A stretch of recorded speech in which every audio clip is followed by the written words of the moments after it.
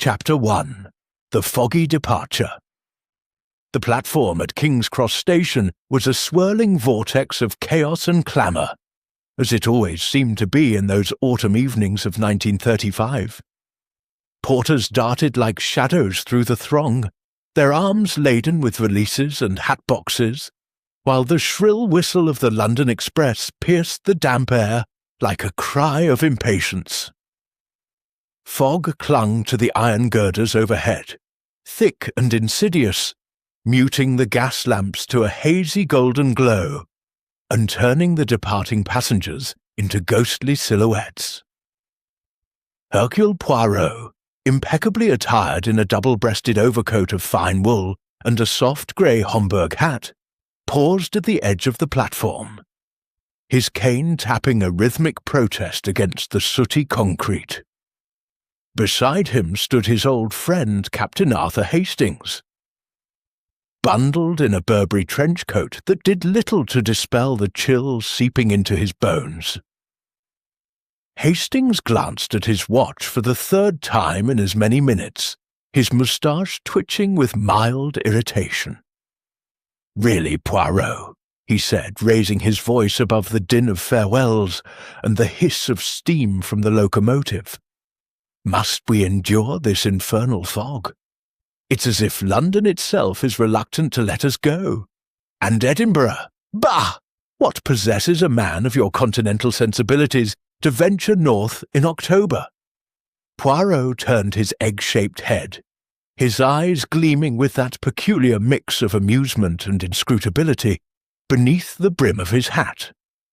He adjusted the silk knot of his tie with a fastidious flick of his gloved fingers.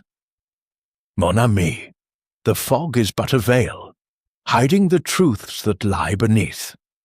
And as for Edinburgh, it calls to me with the promise of crisp air, ancient stones, and, perhaps, a little mystery to stir the little grey cells. Besides," he added with a twinkle, "you forget. I have been engaged to consult on a matter of some delicacy for a certain Scottish laird. But come, the train awaits. We shall not keep her waiting." With that, Poirot gestured toward the gleaming blue carriages of the London Express, her name emblazoned in gold leaf along the side. The train was a marvel of the age, a ribbon of steel and luxury slicing through the British countryside at speeds that made the heart quicken. First-class compartments promised velvet upholstery, electric lights, and the discreet service of stewards who anticipated one's every whim. Provided, of course, one was not troubled by the occasional jolt over points, or the mournful wail of the whistle in the night. They boarded amid a final bustle. A young couple, flushed and laughing, clutching tickets for a honeymoon jaunt, a gaggle of schoolboys in caps and knickerbockers, shepherded by a harried governess, and then the more distinguished souls who would occupy the first-class lounge and dining cars. Poirot's keen gaze swept over them as he and Hastings settled into their compartment, number 7, a cosy sanctum of polished mahogany and lace curtains. "Ah, Hastings," murmured Poirot, sinking into the plush seat, with a sigh of contentment, "observe, if you will, our fellow travellers. Already one senses the drama unfolding, like the pages of a well-bound novel." Hastings peered through the half-drawn blind, his military bearing straightening instinctively. "Drama? In a train full of businessmen and dowagers? You're seeing things again, old chap. Though I grant you, that fellow there, the one with the fur collar, looks as if he swallowed a lemon whole." The man in question was descending the platform steps with the ponderous dignity of a battleship entering harbour. He was tall and gaunt, his face a map of deep lines etched by years of boardroom skirmishes, crowned by a mane of silver hair that defied the fog's damp embrace. Sir Reginald Hargrove, as Hastings would later learn, was a titan of industry, his Hargrove steelworks supplying the sinews for half the Empire's bridges and battleships. He barked orders at a trailing valet, who scurried like a whipped spaniel with 2 leather-bound suitcases. "Exactement," Poirot replied softly, his lips curving into a smile. And there, the lady in emerald silk, descending from the taxi like a queen from her litter. Madam, I think, is accustomed to admiration. She was indeed, a vision of theatrical elegance, her fox fur stole draped artfully over one shoulder, a cigarette holder poised between manicured fingers that ended in nails like crimson talons. Miss Vivian LaSalle, the toast of the West End stages, moved with the fluid grace of one who had commanded encores from adoring crowds. Her laughter tinkled as she exchanged a barbed pleasantry with the conductor, who blushed and stammered in reply. Hastings chuckled. Actresses, always a spot of trouble, and that parson-looking chap, clutching his Bible like it's a shield. The Reverend Elias Thorne was a study in pious unease, middle-aged with a thatch of sandy hair and spectacles that perpetually slid down his nose. He boarded alone, his clerical collar stark against a threadbare black coat, murmuring prayers under his breath as if the very act of travel were a temptation to be warded off. "Peut-être," said Poirot, his eyes narrowing as another figure caught his attention. A stout woman of indeterminate years, swathed in layers of sable and pearls that clinked like conspiratorial whispers. Lady Beatrice Worthington, dowager of a crumbling estate in Kent, swept past with the imperious sniff of one who found the world perpetually beneath her. Trailing her was a foreign gentleman, dark-suited and olive-skinned, his eyes sharp as a falcon's beneath a neatly trimmed moustache. Monsieur Armand Duval, attaché to the French embassy, carried a slim attaché case with the devotion of a bodyguard. And finally, Poirot concluded, as the guard's whistle shrilled once more, our diplomat, who watches all and reveals nothing. A fine gallery, n'est-ce pas? Each with secrets tucked away like jewels in a lady's powder compact. The train lurched forward with a groan of couplings, the platform sliding away into the fog like a dream dissolving at dawn. Hastings settled back, lighting a cigarette and exhaling a plume that mingled with the steam outside. Well, if your laird's business is as dull as a vicar's sermon, at least we'll have the scenery. Yorkshire moors tomorrow, eh? Stark and brooding, much like this weather. Poirot nodded absently, his fingers steepled before him in thought. The moors, yes, but I fancy, mon capitaine, that the true landscape lies within these walls of steel and glass, and who knows, by York we may have a tale worth the telling. As the London Express gathered speed, plunging into the enveloping mist, the compartment fell into a companionable silence, broken only by the rhythmic clack of wheels on rails. Outside, the city lights blurred into streaks of amber, yielding to the black anonymity of the countryside. Unseen by the little Belgian detective, the threads of fate were already weaving tighter, threads that would soon bind them all in a web of murder most foul. Little did Hercule Poirot suspect that the fog of that October evening was but a prelude to a deeper obscurity, one that would test even his unparalleled faculties before the dawn broke over the northern hills. Chapter 2. Portraits in Motion. The London Express had shaken off the coils of the city like a serpent shedding its skin, now hurtling through the velvet darkness of Hertfordshire with a steady, imperious rhythm. Inside compartment number 7, Hercule Poirot had drawn the lace curtains against the indifferent night, but his mind remained wide open to the theatre unfolding beyond. He sipped delicately from a porcelain cup of tisane, procured from the steward with a murmured merci, while Hastings, ever the man of action, paced the narrow confines like a caged panther, his pipe clenched unlit between his teeth. "Confound it, Poirot!" Hastings grumbled, halting to peer out at the fleeting shadows of hedgerows and leafless oaks. "This train's as monotonous as a drill sergeant's lecture. No villains lurking in the undergrowth, no spies skulking in the fog, just miles of nothing, and us rattling along like two fools on a fool's errand."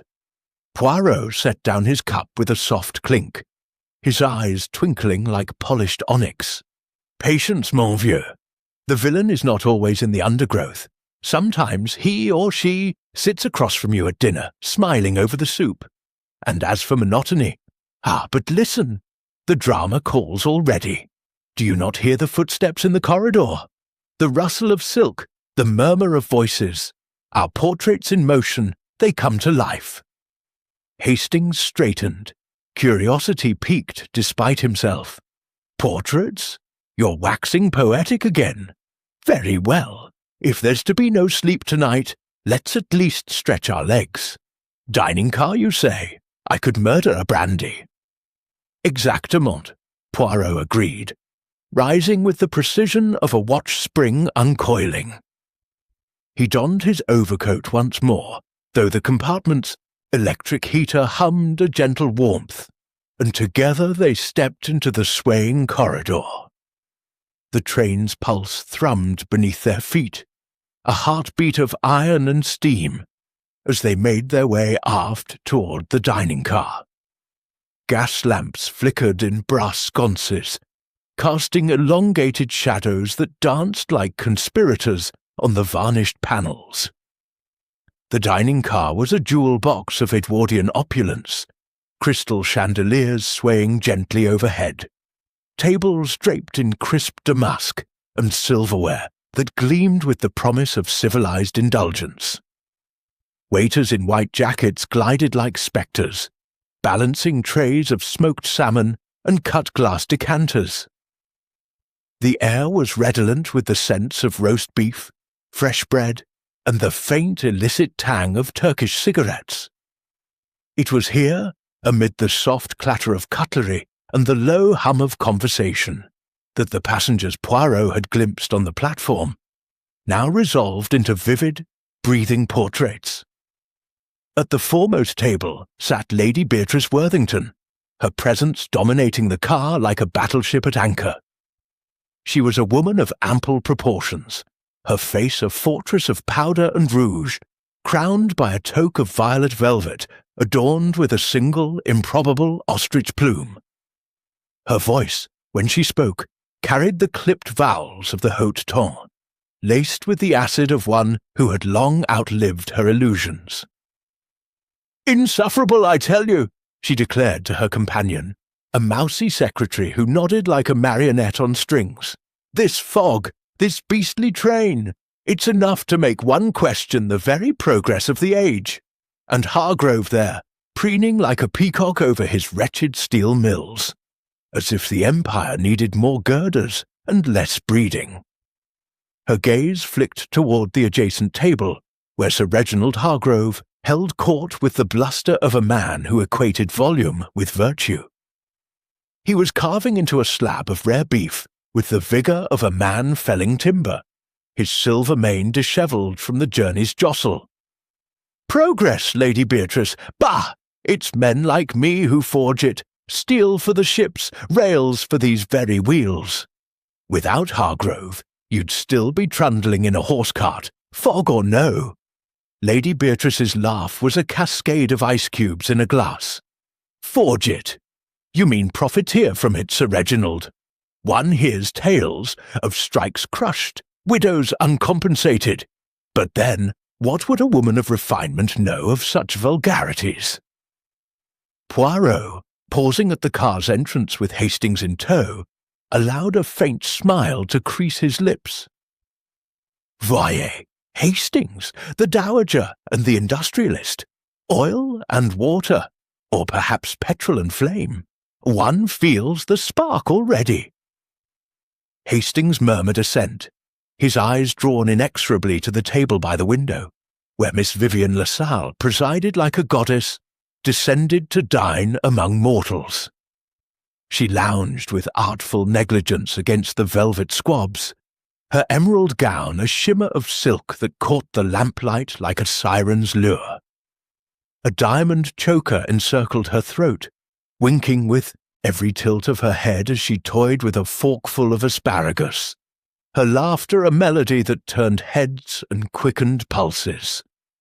"Oh, darling, you mustn't tease," she was saying to a young subaltern across from her, who blushed scarlet under her gaze. "The stage is cruel enough without you adding to the chorus. But tell me, Lieutenant, have you ever seen the Scarlet Pimpernel? No? Then you must, at once.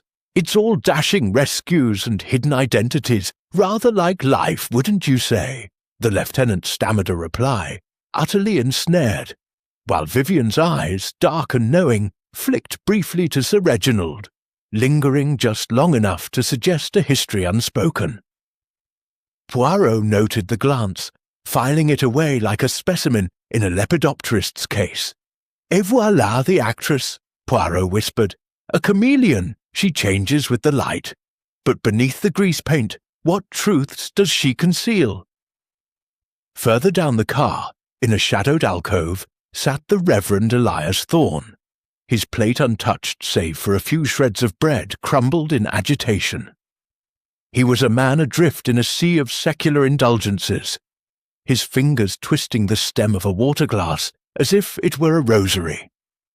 His eyes, magnified behind thick lenses, darted from face to face, alighting on each with a mix of pity and reproach. "Vanity, vanity," he muttered to himself, though loud enough to carry. A passing waiter paused, concern etching his brow, but the clergyman waved him off with a tremulous hand. All is vanity under the sun, and yet here we are, hurtling toward judgment on these iron rails. Lord, grant us grace in the wilderness. Hastings, securing a table near the Reverend's, leaned toward Poirot with a frown. "Poor devil looks as if he's seen a ghost, or expects one at the next stop. Chap like that probably quotes Ecclesiastes at breakfast." Poirot's gaze, however, had settled on the solitary figure at the end of the car, Monsieur Armand Duval, the French diplomat, who dined with the meticulous solitude of a man accustomed to intrigue. His attaché case rested against his chair like a faithful hound, and he ate sparingly, a vol au vent here, a sip of claret there, his dark eyes scanning the room with the dispassionate precision of a surveillance camera avant la lettre.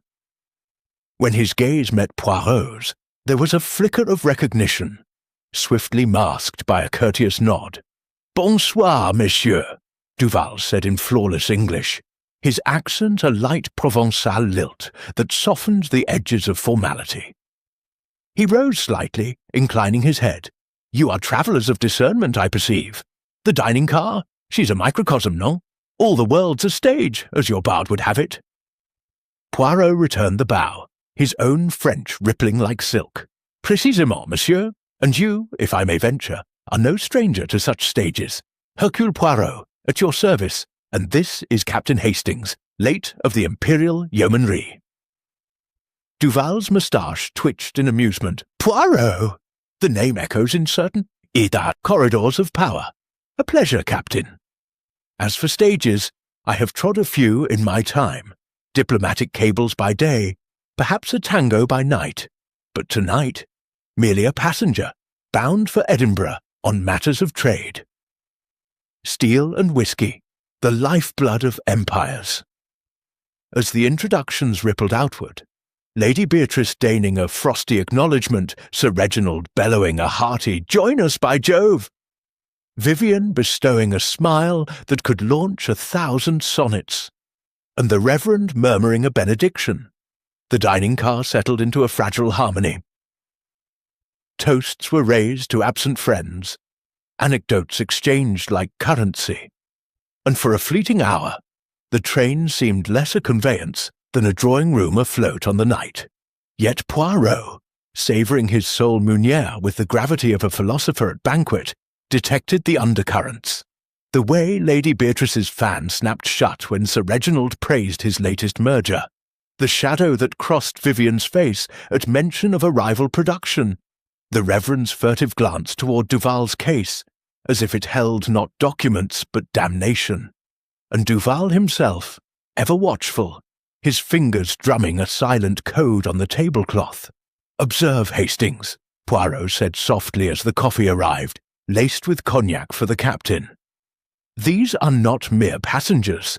They are souls in transit, each carrying baggage heavier than any porter's load. And in such close quarters, mon ami, the masks must slip. It is then that the little grey cells, they awaken."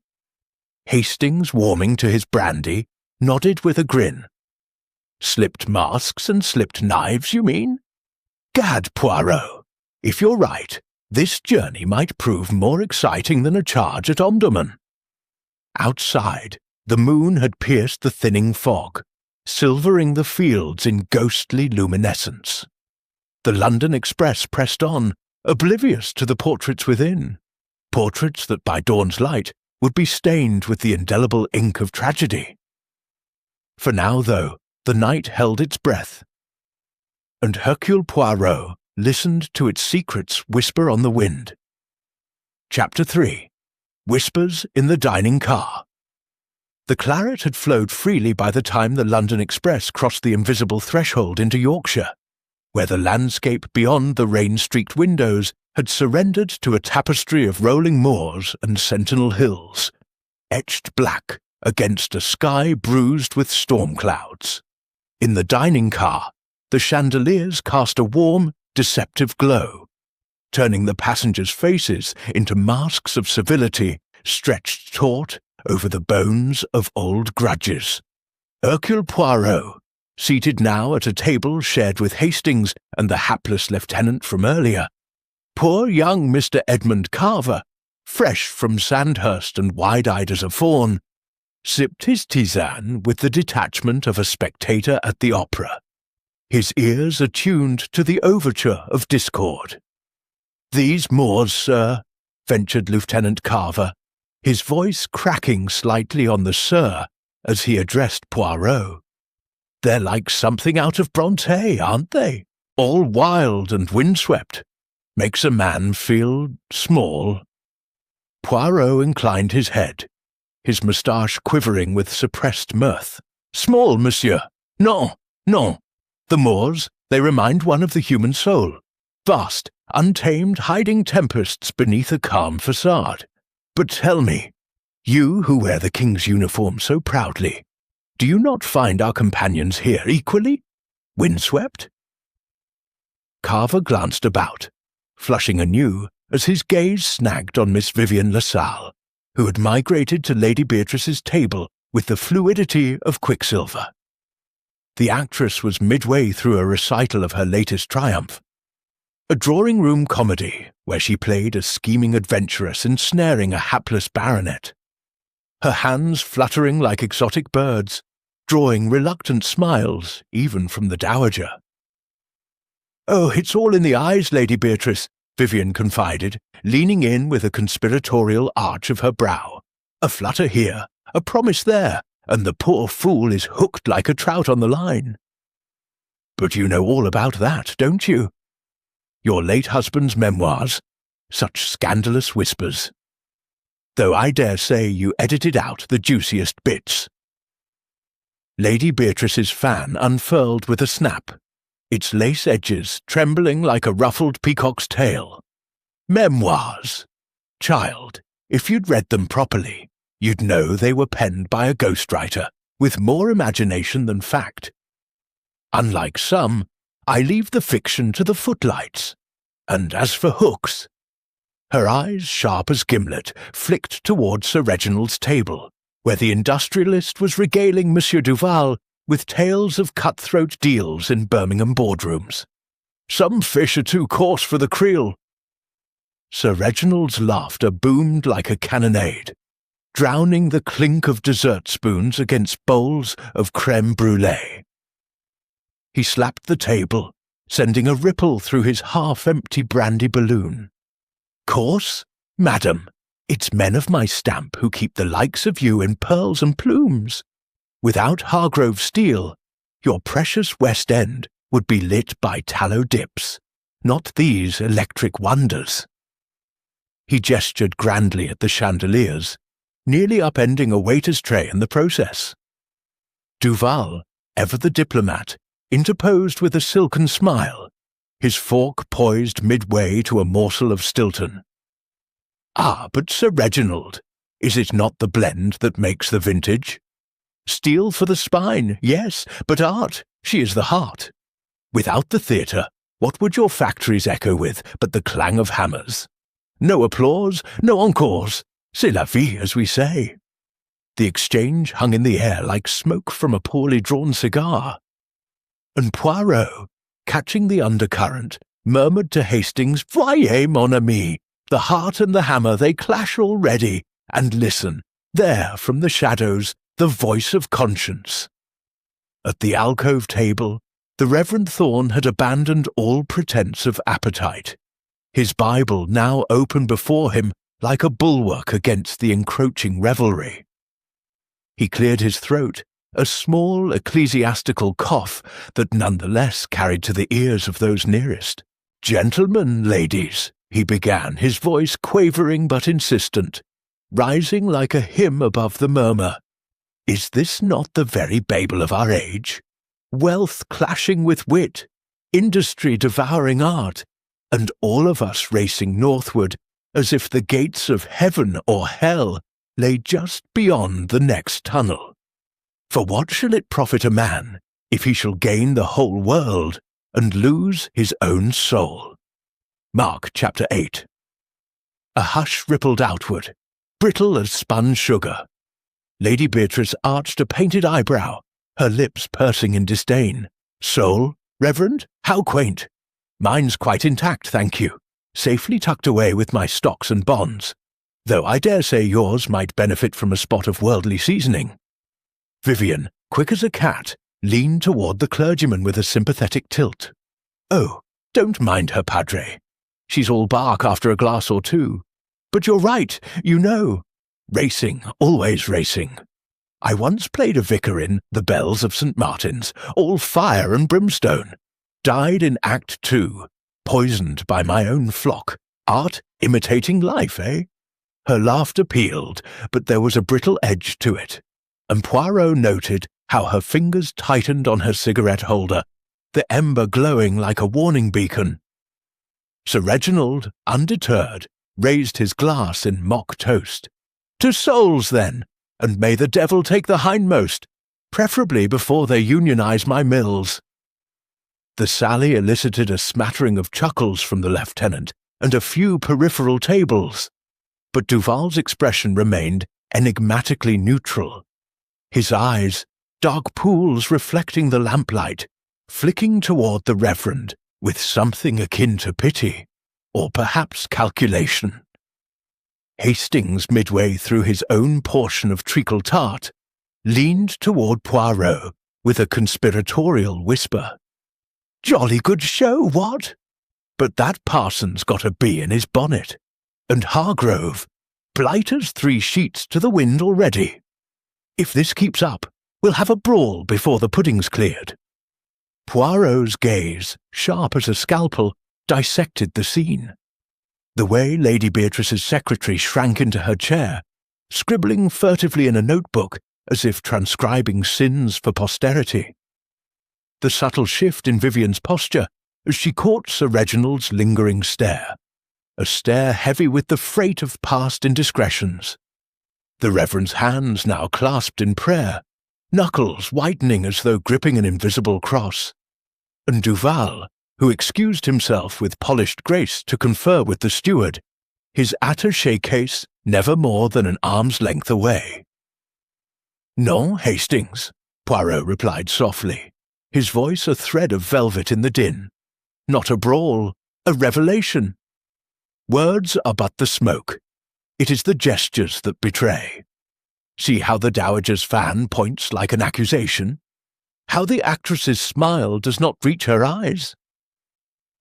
And the diplomat, he listens not with his ears, but with the shadows. These whispers, mon capitaine, they are the prelude to a storm. And in such tempests even the sturdiest carriage may rock.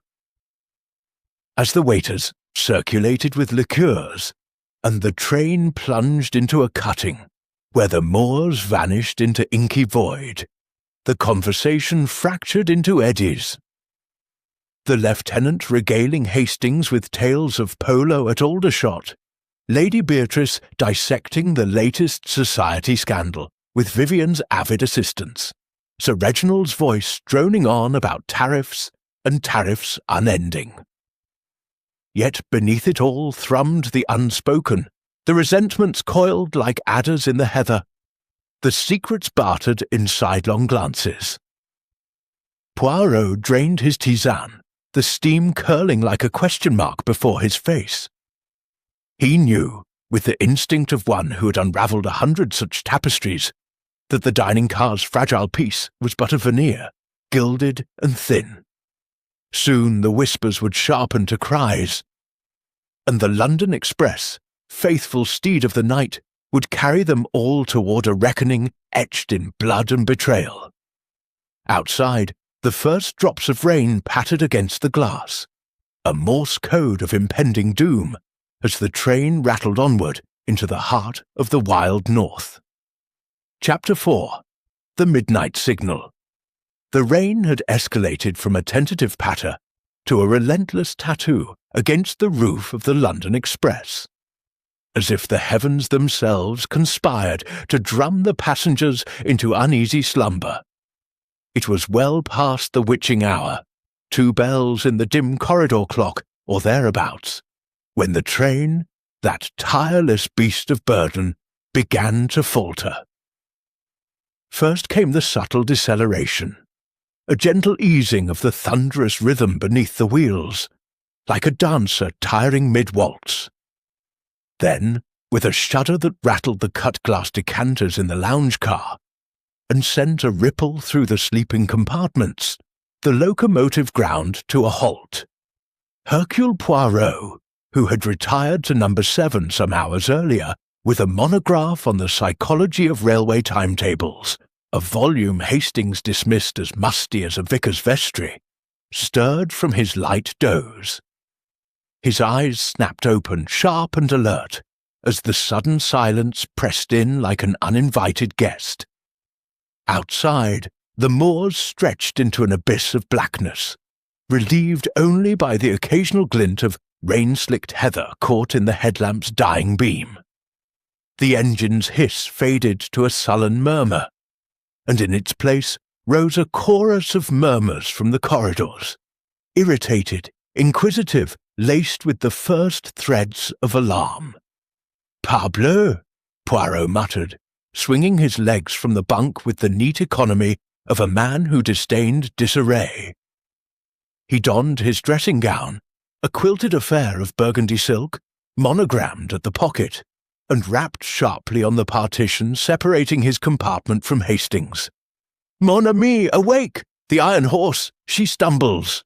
Hastings, emerging tousled and blinking from his own lair, scratched at his chin with the stubble of midnight. "Stumbles? Gad, Poirot, if it's a derailment, I hope they've got the brandy carts ready. What's all the racket?" Together they ventured into the corridor, where the electric lights, dimmed for the night, flickered like hesitant fireflies, casting elongated shadows that twisted along the panelled walls. The air was thick with the scent of damp wool and pipe tobacco, and the first refugees from their berths had already gathered.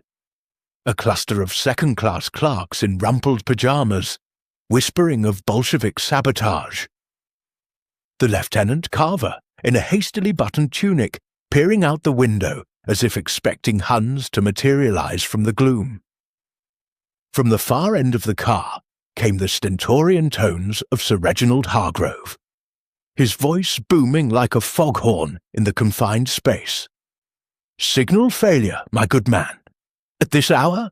Preposterous. I've half a mind to wire the board from the next stop. Heads will roll for this incompetence. The conductor, a wiry fellow named Wilkins with a face like weathered oak and a moustache that drooped in sympathy with his predicament, doffed his cap and spread his hands in placation. Rain dripped from his oilskin cape, pooling at his boots. "Begging your pardon, sir, but it's the signal box at the crossing, sir. Faulty wire, they reckon. Storms played havoc with the lines. Engineers out there now, with the linesman from the nearest hamlet. Shouldn't be above 20 minutes, if the devil's not too wet." Lady Beatrice Worthington, swathed in a feathered negligée that would have done credit to a Byzantine empress, swept into view like an avenging fury, her secretary trailing in her wake like a wilting fern. 20 minutes in this God-forsaken wilderness? I shall catch my death, Wilkins, or worse, miss my connection at Edinburgh for the hunt ball. See to it at once, or I'll have your stripes for garters. The dowager's tirade drew a ripple of uneasy laughter from the onlookers, but it was swiftly quelled by a gasp from the shadows. Miss Vivian LaSalle, clad in a kimono of flamingo pink that clashed gloriously with her tousled auburn waves, clutched the lapels at her throat and peered past the conductor's shoulder. "Oh, it's beastly out there. Nothing but wind and witch's broom. Do you suppose it's a curse, Wilkins? The Moors do have that reputation, you know. Wuthering indeed. Wilkins, made of sterner stuff than to be spooked by actresses' fancies, cleared his throat. No curses, miss. Just crossed wires and a bit of lightning. Train'll be off soon as the all clear. Best return to your berths, folks. It's a chill one." Poirot, observing from the periphery with Hastings at his elbow, allowed his gaze to roam the assembled company like a connoisseur appraising a flawed canvas. The Reverend Thorne hovered at the edge of the group, his clerical collar askew, murmuring what might have been a psalm or a complaint, hard to distinguish in the murmur. His eyes, wide behind the slipping spectacles, darted toward the black window panes as if expecting divine intervention, or perhaps the reverse. And there, half hidden in the doorway to the smoking compartment, stood Monsieur Armand Duval, immaculate even in repose, his dark suit exchanged for a velvet smoking jacket. A cigarette glowing between his fingers like a talisman against the dark. He exhaled a plume of smoke that curled lazily toward the ceiling, his expression one of detached amusement, as though the delay were a mere intermission in a tedious play. "See here, Poirot," Hastings whispered, his breath fogging the chill air. "Everyone's out like bees from a hive. Hargrove looks ready to burst a blood vessel, and that actress, well, she's putting on quite the show herself. Think it's anything more than a busted signal?" Poirot's fingers twitched at his moustache, a sure sign of the little grey cells stirring. "Who can say, mon capitaine? But observe, in crisis the true colours emerge. The industrialist blusters to mask fear, the dowager commands to banish uncertainty. The actress, she flirts with the peril, but her eyes, they scan the faces, not the storm. And the diplomat, he smokes, he watches, always he watches." A sudden gust rattled the windows, and the lights flickered once, twice, plunging the corridor into momentary Stygian gloom before steadying. A collective intake of breath, followed by nervous titters. And then the Reverend's voice, rising clear and quavering. "Brethren, is this not a sign? The Lord halts us in the night, bids us reflect on our sins.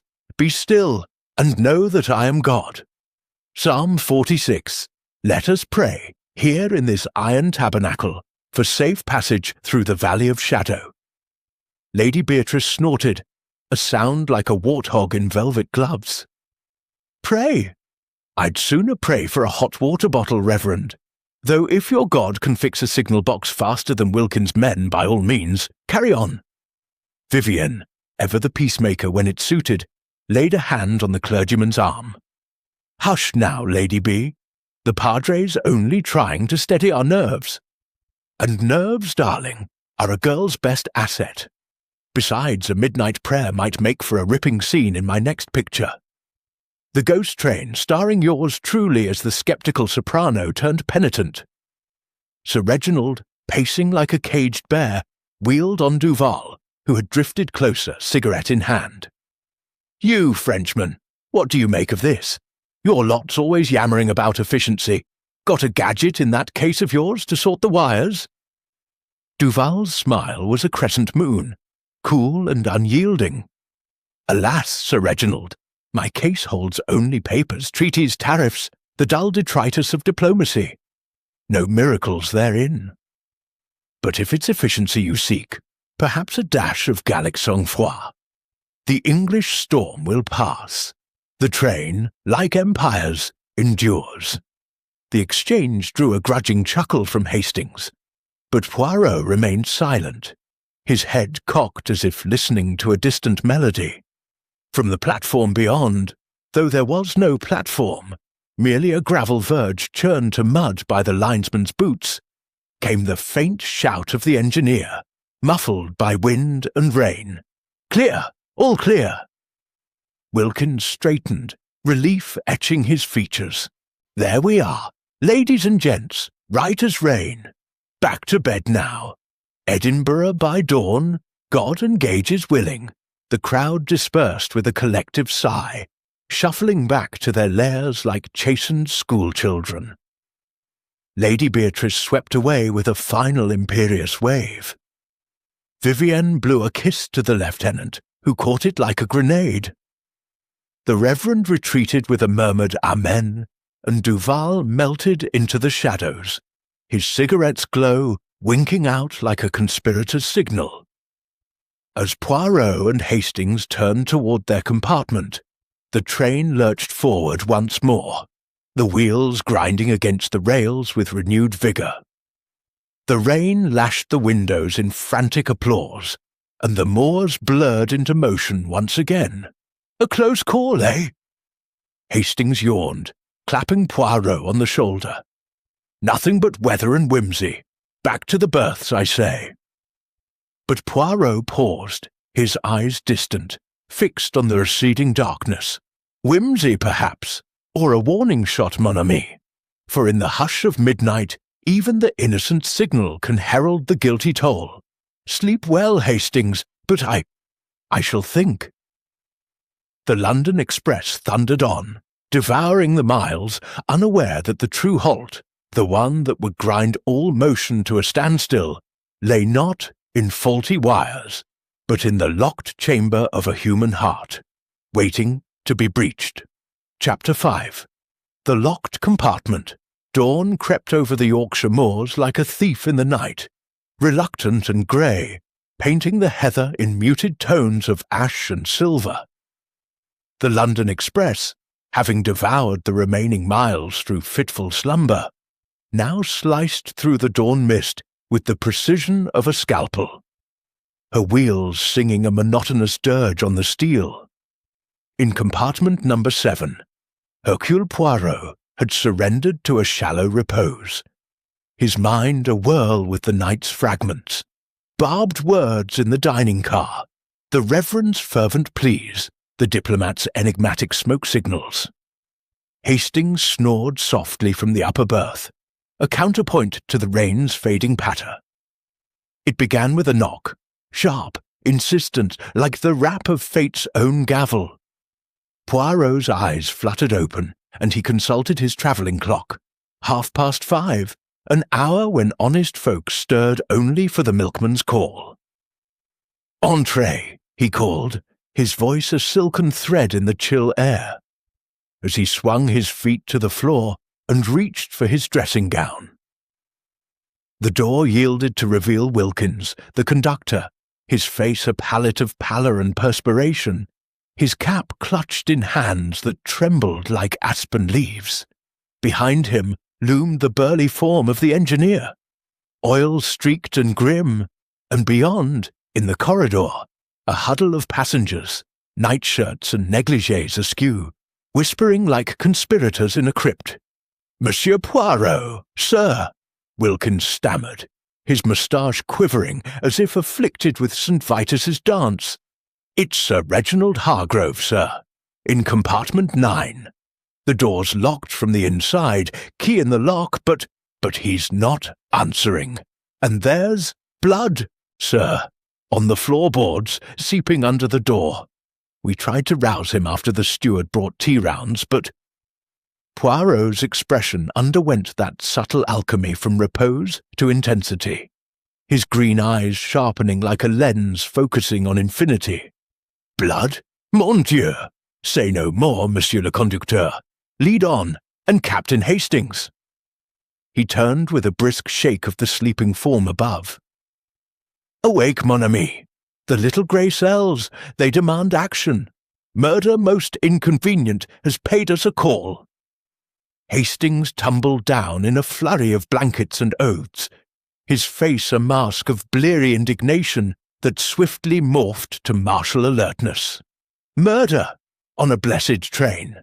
Right, rifle through the drawers for my service revolver.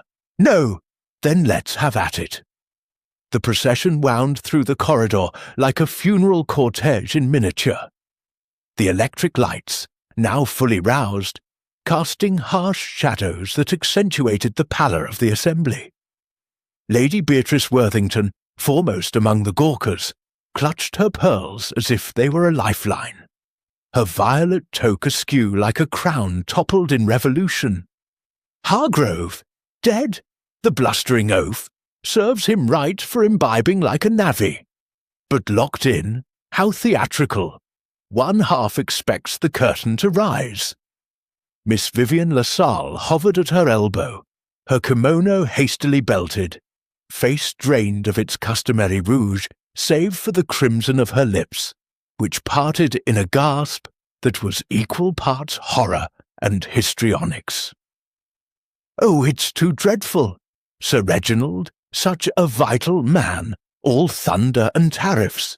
Who could—" Her voice trailed into a trill, and she fanned herself with a lace handkerchief, though the air was chill as a vault. The Reverend Thorne, wedged against the wall in his sombre black, crossed himself with fervent zeal, his spectacles fogging with unshed tears, or perhaps relief. "The wages of sin, brethren, vengeance is mine, saith the Lord, Romans 12. But to perish thus, in the dead of night, sealed away like a soul in purgatory, a judgment surely." Monsieur Duval brought up the rear, his smoking jacket impeccable, a fresh cigarette already aglow between his fingers. His face was a study in urbane composure, but Poirot, glancing back, caught the flicker in his eyes. A shadow of calculation, swiftly veiled. "Tragique," Duval murmured, exhaling a plume that dissipated like a suspect's alibi. "The Iron Road, she claims another toll. But locked, you say? Imbecile? Or genius?" Wilkins, fumbling with his master key, paused at the door to number 9, a compartment identical to Poirot's own, save for the ominous smear of crimson at its threshold, dark and viscous, like ink spilled from a diplomat's pen. The key grated in the lock, a sound that set teeth on edge, and with a collective held breath, the door swung inward. The chamber was a tableau of arrested chaos. The bed unmade, sheets twisted as if in mortal throes. A half-empty brandy decanter on the side table, its crystal facets winking mockingly in the light. And there, sprawled across the floor in a crimson pool that mocked the dowager's earlier jests, lay Sir Reginald Hargrove. His silver mane was matted with gore, his once bellowing throat slit ear to ear in a gash that grinned like a grotesque parody of his earthly guffaws. The murder weapon, a slender silver paper knife, engraved with the Hargrove crest, lay discarded nearby, its blade dulled by use. A wave of nausea rippled through the onlookers. The Lieutenant Carver turned away to retch into a potted fern, while Lady Beatrice emitted a strangled heavens and sagged against her secretary. Vivian covered her mouth, eyes wide as saucers, and the Reverend began a low, keening prayer that rose and fell like the train's own cadence. Hastings, ever the soldier, stepped forward with grim resolve. "By Jove, clean work, but savage. No signs of a struggle, Poirot. And that door, locked from within, you say? The devil must have flown in on bat's wings." Poirot, however, did not advance. He remained on the threshold, his head tilted like a bird of prey, assessing the field, his nostrils flaring at the mingled scents of bergamot cologne, stale tobacco, and the coppery tang of death. "No, no, Hastings, observe, if you please, the window latched tight, no draught to stir the curtains, the key in the lock undisturbed, and yet—" His gaze alighted on a detail, a single cufflink, gold and monogrammed R.H., lying innocently by the bedpost, its twin conspicuously absent from the corpse's ruffled sleeve. And yet, the method cries of intimacy. A paper knife from his own desk. Personal, passionate. This is no phantom's deed, but a hand known to the victim. Wilkins, mopping his brow with a handkerchief now stained with inadvertent evidence, turned beseeching eyes on the detective. "Sir, Mr. Poirot, isn't it? The name's on everyone's lips since dinner. You're the one. The sleuth from the papers, Styles and all that. For the love of Mike, sir, you're our only hope. The train can't stop, not with the police at York an hour off, and Edinburgh crawling with knobs who'd hush this up. Say you'll take charge?" Poirot permitted himself a small, sad smile, the weight of inevitability settling on his shoulders like an uninvited cape. "Ah, monsieur, how the fates conspire! I came for a laird's trifling puzzle, and find instead the grand enigma. Oui, I shall assist, but first clear the compartment. Hastings, mon ami, summon the steward for ropes. We seal this chamber as a tomb until York, and you, ladies and gentlemen." He turned to the cluster of suspects, nay, now persons of interest. Their faces a gallery of shock and subterfuge. "Return to your berths. Speak of this to no one beyond these cars. The London Express, she becomes now the stage for justice. And Hercule Poirot, he directs."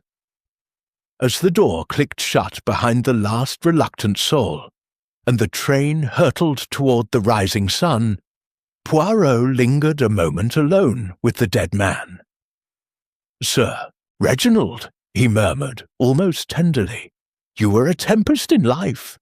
Who, then, has snuffed your storm? A dowager's disdain, an actress's slighted affection, a clergyman's curse, or the diplomat's dagger in the dark?" The Moors rushed by in indifferent silence, but within the locked compartment the echoes of that fatal slash lingered, a whisper that would soon swell to a roar, demanding answers from hearts as sealed as the door itself. Chapter 6. The victim unmasked, the sun, a pallid disk veiled by the persistent drizzle, had fully breached the horizon by the time Hercule Poirot concluded his preliminary survey of Compartment 9. The London Express, undeterred by the grim cargo in its belly, forged onward toward York, her rhythm a metronome ticking against the detective's mounting deliberations. Hastings, stationed like a sentinel at the sealed door, had dispatched the steward for black coffee and a basin of steaming water, essentials for the cleansing of both body and mind in the face of such vulgar interruption. Poirot, gloved hands impeccable despite the morning's macabre necessities, emerged at last, drawing the door shut with a finality that echoed like a judge's gavel. "Mon Dieu, Hastings," he sighed, removing his gloves with deliberate care and tucking them into his pocket. "The dead, they do not lie, but oh, how they complicate. Sir Reginald Hargrove, he was a man of appetites, for power, for porter, for indiscretions, and now he pays the ultimate invoice. But come, we must unmask him properly, lest the killer slips away in the smoke of alibis." Hastings, nursing a chipped mug of coffee that steamed like a dragon's breath, nodded toward the lounge car, where the passengers had been herded under Wilkins's watchful eye. A flock of dishevelled sheep awaiting the shearer's blade. Unmask the victim. Rather think we should collar the butcher. That paper knife, Hargrove's own, you said? Looks like a jealous husband or a spurned paramour. Or that parson, gone balmy with brimstone. "Patience, mon capitaine," Poirot replied, his cane tapping a staccato accompaniment as they proceeded down the corridor. "The victim first, always, for in his shadows lie the motives that cast the murderer's silhouette. And here—" He gestured with a flourish toward a small alcove table where the conductor had laid out the deceased's effects, a leather wallet bulging with crisp notes and calling cards. A gold hunter watch, stopped at 1:17 a.m., its chain tangled like a noose, and a monogrammed cigarette case, dented as if from a recent altercation. Poirot seated himself with the gravity of a coroner at inquest, drawing a slim notebook from his inner pocket and a fountain pen that gleamed like a scalpel. Observe, if you will, the wallet, £20 in fives, untouched. No robbery, then, unless the thief was a fool or a fanatic. The watch, halted at the hour of the signal failure, when the train lay still as a crypt. Coincidence? Perhaps. But the case. He flipped it open, revealing a half-dozen Turkish ovals, one crushed as if under a boot heel. Ah, Hastings, scent of rage or fear. And this. From the wallet, Poirot extracted a folded letter. Its creases worn thin as a miser's conscience, the paper faintly perfumed with lavender. Feminine, fleeting. He unfolded it with the reverence due a cipher, his lips moving silently as he scanned the spidery script. "My dearest Reggie," he read aloud, his accent lending the words a theatrical lilt, "your promises are as empty as your mills are full. The child grows, and with it my patience wanes. If you do not provide as pledged, the world shall know the Hargrove name for the sham it is. Meet me in Edinburgh, or face the consequences. Yours, in shadowed expectation, E." Hastings whistled low, leaning in with the eagerness of a bloodhound on the scent. "Blackmail, by Jove! A bastard child, eh? Hargrove, the family man, ha!" Though with his bluster, who'd have guessed a skeleton in the closet? This E could be anyone. That secretary of Lady Beatrice's? Or one of Vivian's understudies? Poirot tapped the letter thoughtfully, his eyes distant as the moors blurring past. "Non, mon ami. This script, it trembles with genuine despair, not the flourish of the stage. And the postmark, Birmingham, 3 days past, Hargrove's seat of empire. A discarded paramour, perhaps, from the work's shadows. But wait, his gaze sharpened on a postscript, scrawled in haste. Beware the whispers in the dining car, they carry knives sharper than steel. A chill slithered down Hastings's spine, unbidden as the rain's chill. The devil, you say, written before last night. Then Hargrove knew he was marked. Why board the train at all, then? The man's a fool, or a man with a plan, Poirot interjected softly, refolding the missive and restoring it to the wallet. Blackmail is a two-edged blade, Hastings. It cuts the payer as surely as the demander. Sir Reginald, he built his fortune on leverage. Strikes broken, rivals ruined. This E, she turns the mirror on him. But who else knew? The whispers. They point to our little salon of suspects. The lounge car, when they entered, was a pressure cooker of suppressed hysteria.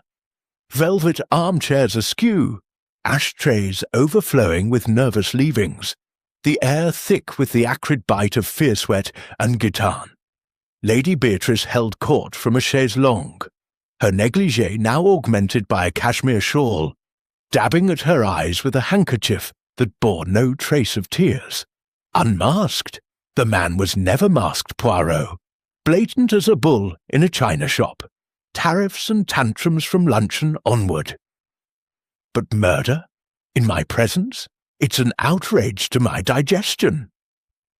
Vivian LaSalle, perched on the arm of a sofa like a bird of paradise in eclipse, twisted a diamond ring on her finger until the skin blanched. "Oh, Reggie," she sighed, her voice a husky lament that rang just a touch too rehearsed. "We had our moments, fiery, fleeting. But knives, I'd sooner use words, they wound deeper, darling. Though that letter Wilkins found in his coat, did you see it? Some poor girl's folly. Heartbreaking, really." The Reverend Thorne, ensconced in a corner with his Bible open to Lamentations, looked up with eyes red-rimmed as a penitence. "Folly? Sin, Miss LaSalle. Adultery, extortion, the wages thereof. Sir Reginald confessed to me last night after prayers." "Reverend," he said, "I've sowed wild oats enough to plough the Sahara." Repentance was his only salve, but too late. The Lord moves in mysterious ways, or so the prophet warns. Duval, leaning against the bar cart with the nonchalance of a man awaiting a delayed cable, stubbed out his cigarette and lit another in seamless succession. "Confessions in the night, eh? How biblical! But unmasked, you say, Monsieur Poirot? Hargrove was a cipher to me. Steel and swagger, negotiating whiskey tariffs over brandy. If he had enemies, they were forged in boardrooms, not berths. Though that postscript whispers with knives. Poetic, no, or prophetic." Poirot, positioning himself at the room's heart like a conductor before his orchestra, allowed the murmurs to crest and fall before raising a hand for silence. "Mesdames, messieurs, the victim, he reveals himself not in death, but in the detritus of life. A letter of threat, a watch stilled at peril's hour, a case crushed in conflict. Sir Reginald Hargrove was no saint, but a man ensnared by his own webs. Blackmail, yes, but from whom? A lover scorned, a rival risen, or one among us whose whispers turned to steel?" Lady Beatrice's fan snapped open, a barrier against the probing gaze. "Us? Preposterous! I loathed the man, true. His mills choked my Kentish skies with soot. But kill? I'd sooner poison my poodle." Vivian's laugh tinkled, brittle as fine china. "And I? Reggie was yesterday's review. Amusing, but archived. My blade's reserved for critics, not capitalists." The Reverend bowed his head. "I counselled mercy, not malice. 'Vengeance is mine,' I quoted. Would that he had heeded." Duval shrugged, smoke veiling his smile. "Diplomacy deals in words, not wounds, though empires fall on less than a letter." Hastings, arms folded, scanned the faces with soldierly suspicion. "All very touching, but alibis next, eh? The train stopped at 1:17. Plenty of time for a midnight stroll to 9. Poirot nodded, his expression a mask of benevolent severity. "Précisément. But first, Hastings, wire ahead to York. Let the constabulary prepare a reception. And you, my friends, remain vigilant, for the unmasking of Hargrove is but the overture, the killer's face. Ah, that is the drama yet to unfold." As the lounge car fell into a hush, broken only by the rain's desultory drum, The London Express breasted a rise, and in the distance the spires of York pierced the mist like accusatory fingers. Sir Reginald lay unmasked, his secrets spilled like blood on the boards, but the true enigma, the hand that held the knife, lurked still in the shadows of the living, waiting for the curtain's rise. Chapter 7. Alibis on the Rails. The London Express, now a steel coffin bearing its grim secret, clattered toward York with the dogged determination of a hearse on schedule. The lounge car, once a haven of conviviality, had transformed into a courtroom of whispers, its plushed seats hosting a jury of wary glances and half-truths. Hercule Poirot, standing at the room's centre like a diminutive judge, his eyes glinting with the precision of a jeweller's loop, surveyed the assembled passengers. The air was thick with the scent of stale coffee, cigarette ash, and the unspoken dread that coiled like a serpent in their midst. Captain Hastings, fortified by a second mug of railway coffee, bitter as regret, stood at Poirot's elbow, his notebook open and pencil poised like a bayonet. "Right, Poirot," he murmured, voice low to avoid the eager ears of Lady Beatrice's secretary, who scribbled furiously in her corner. "Time to pin 'em down. Locked door or no, one of this lot slipped into 9 and did for Hargrove. Alibis, then. Let's have 'em." Poirot inclined his head, his moustache twitching as if sensing the currents of deceit. "Oui, mon ami. The alibi, it is the scaffolding of innocence, or the scaffolding of a lie. We begin with the hour of the crime, 1:17 a.m., when the watch of Sir Reginald stopped, and the train lay still in the storm. Mesdames et messieurs," he raised his voice, commanding silence, "where were you when the signal failed, and the night turned to murder?" Lady Beatrice Worthington, enthroned on her chaise longue like a dowager empress in exile, fanned herself with languid disdain, her ostrich plume bobbing as if mocking the question. "Really, Monsieur Poirot, must we endure this inquisition? At 1:17 I was abed in compartment 5, dreaming of my hothouse orchids and cursing this wretched rain. My secretary, Miss Pringle, can attest. She was snoring in the adjacent bunk, poor creature. Weren't you, Pringle?"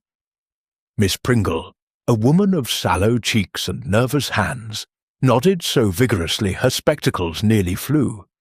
"Oh, yes, milady. I mean, I was asleep. Didn't stir till the train stopped, and even then I only turned over. Dreadful head cold, you see."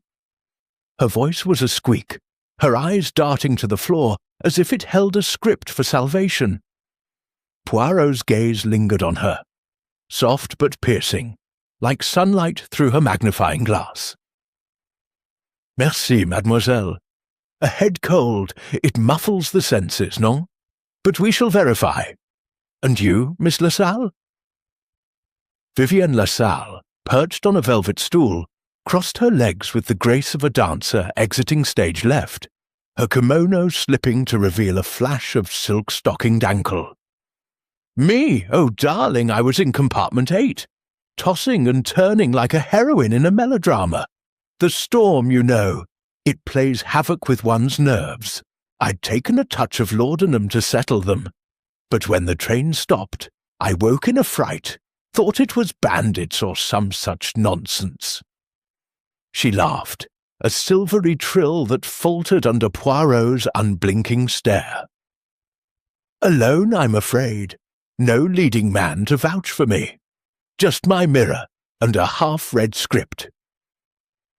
Hastings jotted this down, muttering, "Laudanum, eh? Convenient. Could have wandered in a daze and not remembered a thing."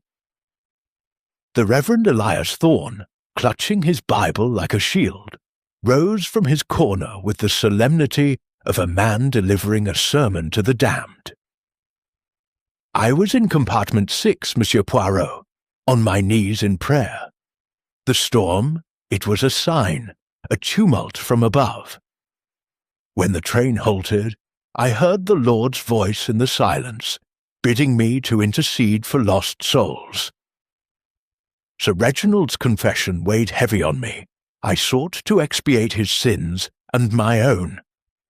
His voice cracked, and he adjusted his spectacles, revealing eyes bloodshot with fatigue or fervour. "Prayer," Poirot echoed, his tone neutral as a diplomat's dispatch. "A noble pursuit, Reverend. And did you hear nothing? No footsteps, no cry, while you communed with the divine?" Thorn shook his head, a bead of sweat tracing his temple. "Nothing but the wind and the creak of the carriage. My door was ajar, true, to let in the air, but I saw no one pass.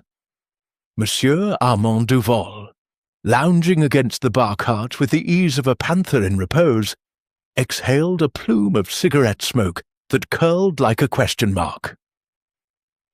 Compartment 10, Monsieur Poirot. I too was abed, though sleep eludes a man of my profession when cables await in Edinburgh. The halt roused me. I checked my watch, noted the time, and lit a cigarette to pass the minutes. The corridor was empty when I glanced out, only shadows and rain. His voice was smooth as cognac, his eyes meeting Poirot's with a challenge veiled as courtesy. "Empty, you say?" Poirot's fingers steepled, a cathedral of thought. And yet, a murderer walked among us? Curious, no. How shadows conceal so much? Lieutenant Carver, who had joined the throng after recovering his composure, cleared his throat, his boyish face flushed with earnestness. "I was in 12, sir. Dead to the world after that brandy in the dining car, slept through the stop and all. Only woke when Wilkins banged on my door about the body." He swallowed hard, his Adam's apple bobbing like a cork in a storm.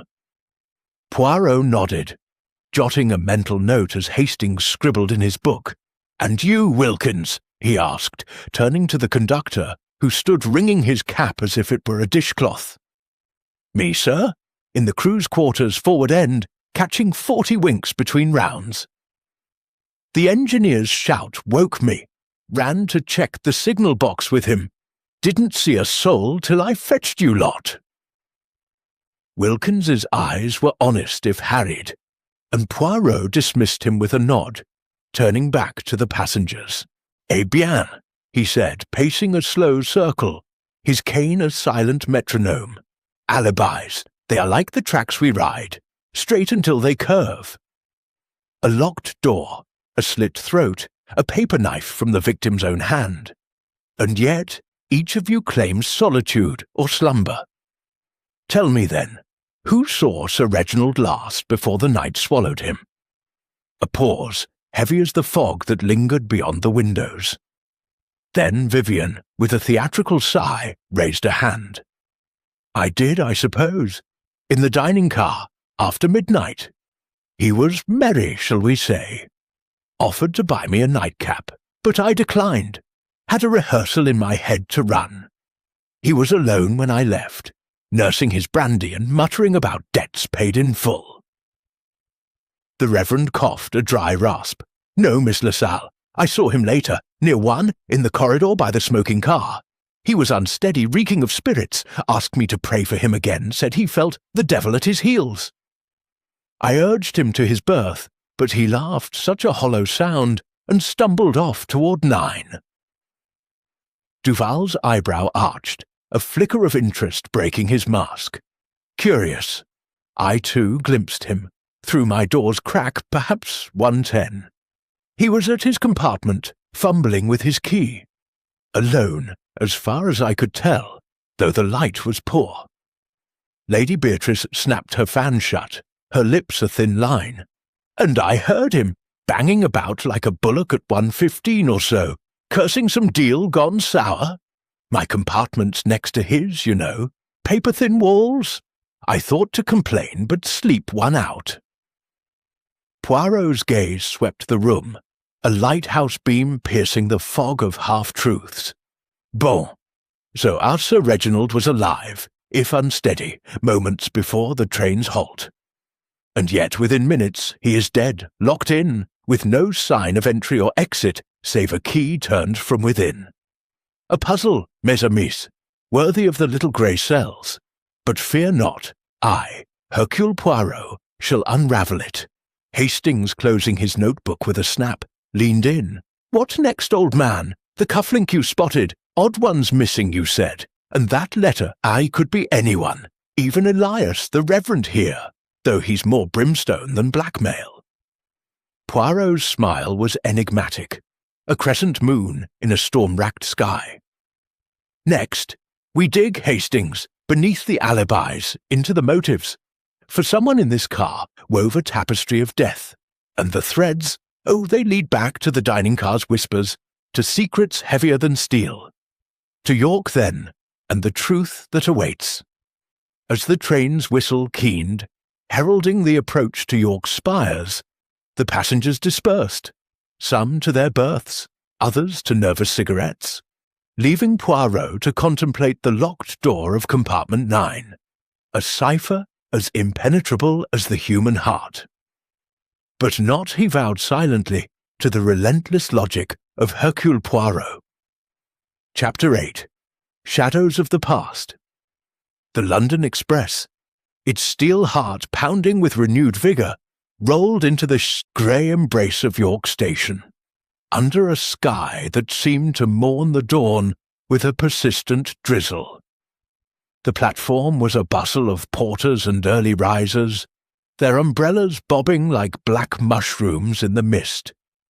But within the train, a heavier fog hung, the fog of suspicion, thickening with every passing mile.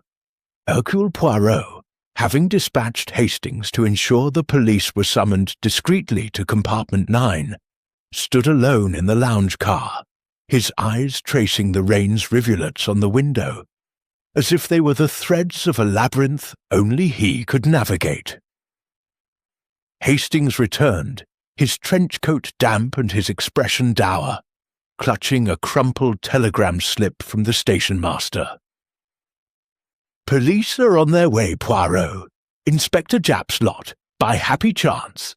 He's in York for a conference and swears he'll be here in half an hour. But I've been poking about, and look what I found in the smoking car's ashtray." He produced a small evidence bag, within which lay a charred scrap of paper, its edges curled like a dying leaf. Scrawled in a hasty hand were the words, "Debts must be paid, R.H., or the world knows all." Poirot's eyebrows arched, his fingers twitching as he took the bag and held it to the light. "Mon Dieu, Hastings, what a treasure you unearth! A fragment, yes, but a sibling to the letter in Hargrove's wallet. The same hand, I wager, the same desperation. Debts, it says, debts of money or of honour. And why burn it, unless to hide the hand that penned it?" Hastings rubbed his chin, his soldier's instincts bristling. Blackmail again, eh? Someone was squeezing Hargrove dry, and he wasn't having it. That E from the letter. Still think it's a woman? Or could it be one of our pious friends, playing the saint while twisting the knife? Poirot pocketed the fragment, his mind already weaving patterns from the chaos. "We shall see, mon ami. But first, let us peel back the layers of our victim's past, for it is there, in the shadows of Birmingham's furnaces, that the seeds of this murder were sown. Come to the dining car. I require a table, a tisane, and the confessions of our fellow travellers." The dining car, stripped of its evening glamour, was a utilitarian stage by morning light, its tables cleared save for a few stray crumbs and a lingering whiff of last night's brandy. The passengers had been summoned once more, their faces a gallery of fatigue and unease. Lady Beatrice, her toque now replaced by a severe black hat, as if in premature mourning. Vivienne LaSalle, her make-up artfully minimal to suggest a sleepless night. The Reverend Thorne, his Bible now dog-eared from fervent consultation, And Monsieur Duval, his cigarette a constant companion, his eyes as unreadable as a coded dispatch. Lieutenant Carver lingered at the edge, his youthful zeal dimmed by the proximity of death. Poirot, seating himself at the head of a long table, spread Hargrove's effects before him like a dealer laying out cards. The wallet, the watch, the cigarette case, and the letter with its ominous postscript. "Mesdames et messieurs," he began, his voice a velvet blade, "Sir Reginald Hargrove lies dead, his throat cut by a hand that knew him well. But who was this man, beyond the bluster of steel and wealth? A letter speaks of debts, of a child, of secrets that threatened his empire. Tell me, then, who among you knew of his shadows?" Lady Beatrice's laugh was a bark, sharp and unladylike. Shadows? Hargrove was a walking eclipse, cast darkness wherever he went. In Kent, his mills poisoned our rivers. Tenant farmers lost their leases to his blasted railway expansions. I met him once at a county ball. Boasted of buying up half the shire for his factories. A brute, but I'd no cause to kill him. My battles are fought with lawyers, not knives. Poirot's gaze shifted to Vivienne, who toyed with a lock of auburn hair, her eyes downcast. "And you, mademoiselle, you spoke of moments with Sir Reginald. Fiery, fleeting.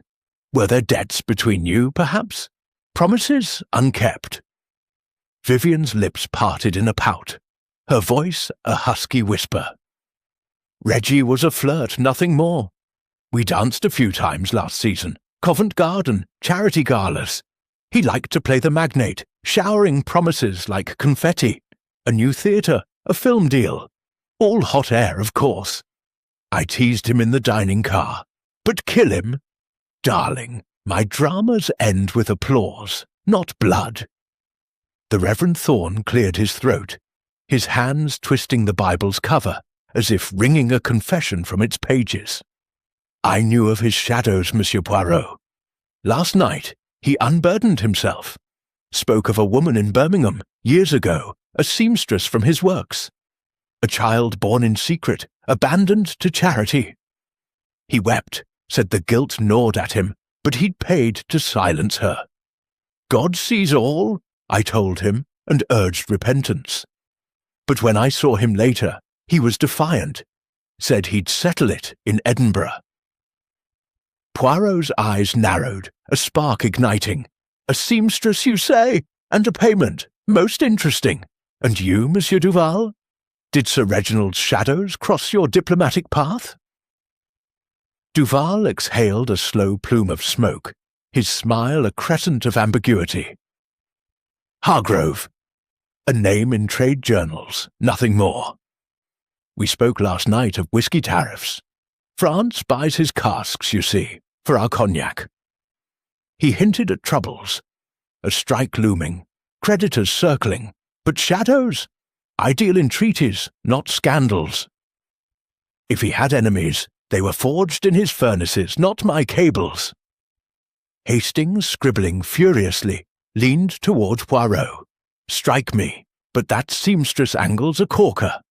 A wronged woman, a hidden heir, classic motive for murder. And that burned note. Sounds like she tracked him here, maybe boarded the train." Poirot nodded, his fingers drumming a silent tattoo on the table. "Précisément, but the seamstress is a ghost, and ghosts do not wield knives, unless guided by a living hand. The burned note, the missing cufflink, the locked door, these are not shadows, but signposts. Someone in this car knew Hargrove's sin and turned it to steel." A commotion at the car's entrance interrupted his reverie. Inspector Japp, his bowler hat askew and his mackintosh dripping, strode in with 2 constables in tow, their boots squeaking on the polished floor. "Poirot, you old fox!" he barked, his cockney twang undimmed by the hour. "Heard there's a corpse in your luggage? Hargrove, eh? Big fish, bigger enemies. What's the tally? Locked room, throat slit, and a train full of toffs playing dumb." Poirot rose, his bow precise as a duellist's salute. "Inspector, your arrival is the dawn after a long night. A locked room, a paper knife, and alibis that bend like reeds. But come, examine the scene, and then we shall confer. For in Hargrove's shadows lies a truth that even the Moors cannot conceal." As Japp and his men moved toward compartment 9, Poirot lingered, his gaze sweeping the passengers once more. Lady Beatrice's fan fluttered like a trapped moth. Vivian's fingers twisted her ring with renewed vigour. The Reverend's lips moved in silent prayer, and Duval's cigarette burned low, its ash falling like snow in a graveyard. Somewhere among them, a shadow had stirred, a shadow with a name, a motive, and a knife. The train idled at York, its whistle a mournful cry, as Poirot's little grey cells churned like the wheels beneath, grinding toward the truth hidden in the past's dark forge. Chapter 9. The Red Herring Express. The York platform, slick with morning drizzle, buzzed with the restrained chaos of a provincial station roused by scandal. The London Express stood tethered, steam curling from her engine like the breath of a sleeping dragon, while Inspector Japp's constables cordoned off compartment 9 with the grim efficiency of undertakers. Hercule Poirot, his overcoat buttoned against the chill, stood just inside the dining car, his eyes flitting between the passengers' faces, and the faint outline of York Minster looming through the mist.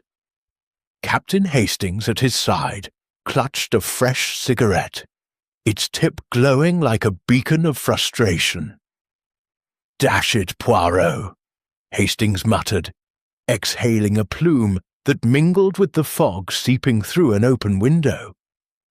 "We've got alibis shakier than a house of cards, a burned note screaming blackmail, and a seamstress from Birmingham haunting the works.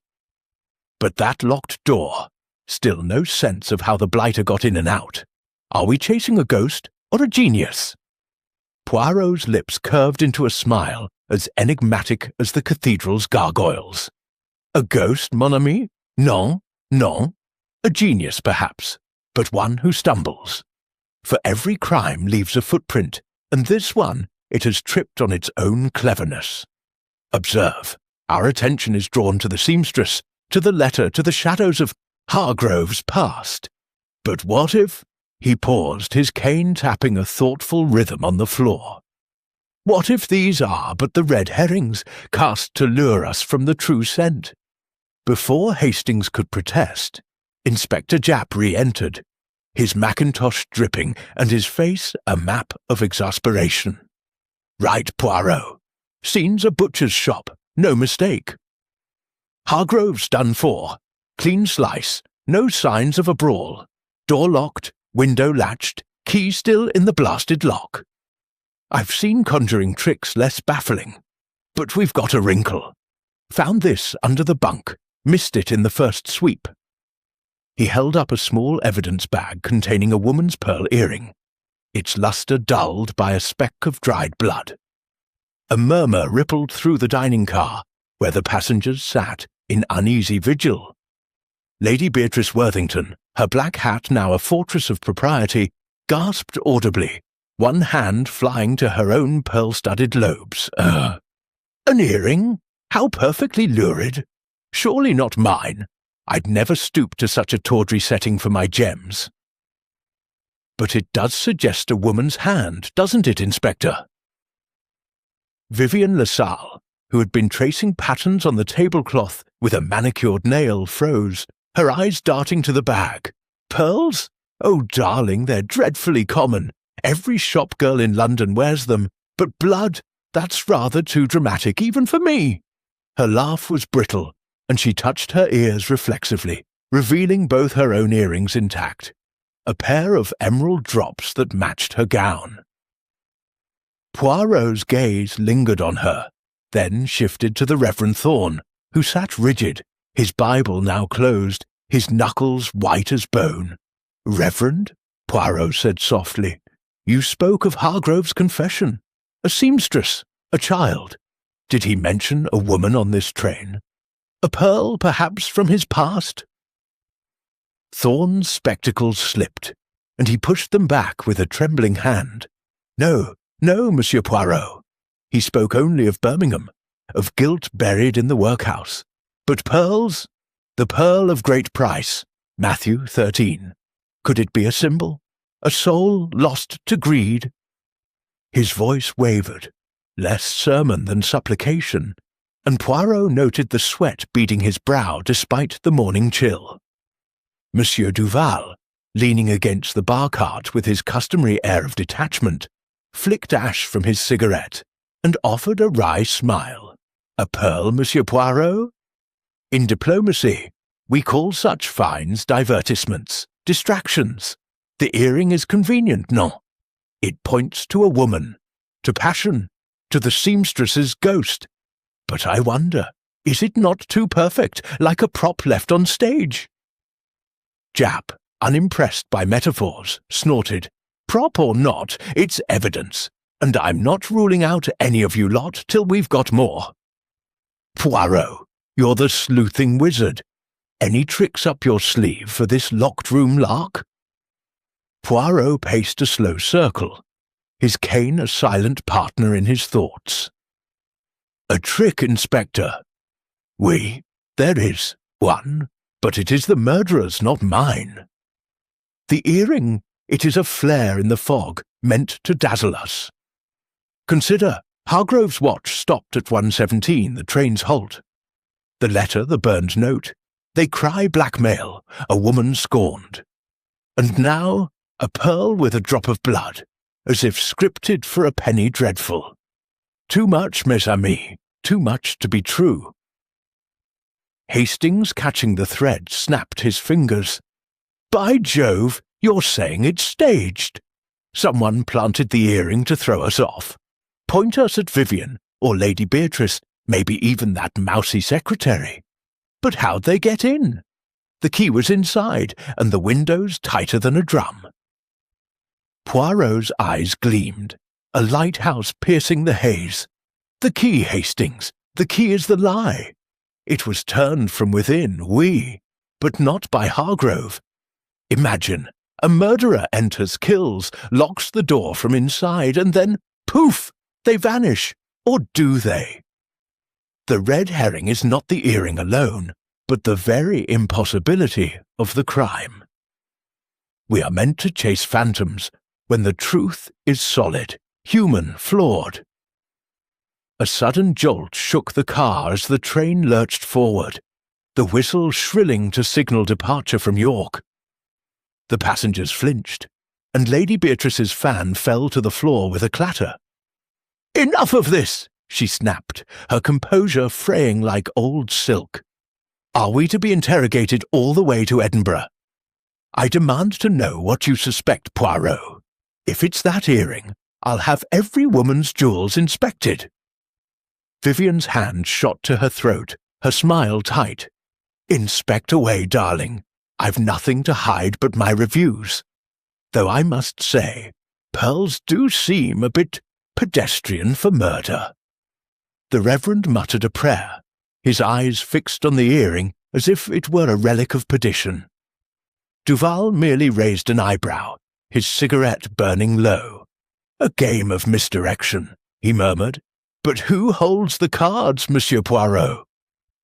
Poirot paused, his gaze sweeping the car like a searchlight. "The cards, Monsieur Duval, are dealt by one among us.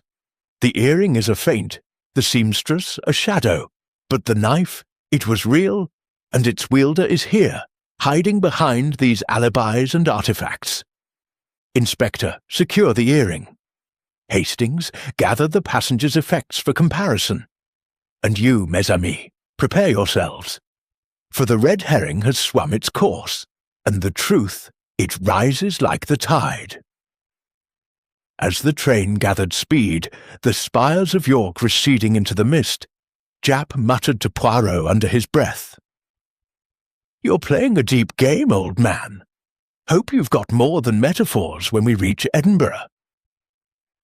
Poirot's smile was serene, but his eyes burned with the fire of certainty. "Fear not, Inspector. The red herring leads us astray, but Hercule Poirot follows the scent of truth, and it is close, so close I can almost hear its heartbeat." Outside, the moors stretched endless and indifferent, but within the dining car, the net was tightening, and the killer, masked by the chaos of planted clues, felt the first stirrings of dread. The London Express roared on, carrying its secrets toward a reckoning that would not wait for dawn. Chapter 10. Grey Cells in the Salon. The London Express thundered toward Edinburgh, its iron pulse a counterpoint to the gathering tension within the dining car, now transformed into a makeshift salon for Hercule Poirot's relentless inquisition. The drizzle had relented, giving way to a sullen sky that cast a pallor over the passengers' faces, each etched with the strain of suspicion and sleeplessness. The air was heavy with the scent of damp wool, stale tobacco, and the faint lingering tang of fear. A perfume Poirot knew well, for it was the scent of truth on the verge of breaking. Poirot had commandeered a corner table, its surface cleared save for a single sheet of paper, where he sketched a diagram of the train's first-class carriage, each compartment a box inked with the precision of an architect's plan. Beside him, Captain Hastings leaned forward, his notebook bristling with scrawled observations, his cigarette forgotten in an ashtray. Inspector Japp, having dispatched his constables to guard Compartment 9 and telegraph ahead to Edinburgh, stood with arms folded, his bowler hat tilted like a sceptical sentinel. "Poirot, you're spinning a web here," Japp muttered, his cockney twang edged with impatience. "Red herrings, locked doors, pearl earrings, my head's spinning faster than the wheels. Got anything solid, or are we still chasing shadows?" Poirot's eyes gleamed, twin lanterns in the fog of doubt. "Solid, Inspector? The truth is always solid, but it lies beneath layers of deception, like marble beneath clay.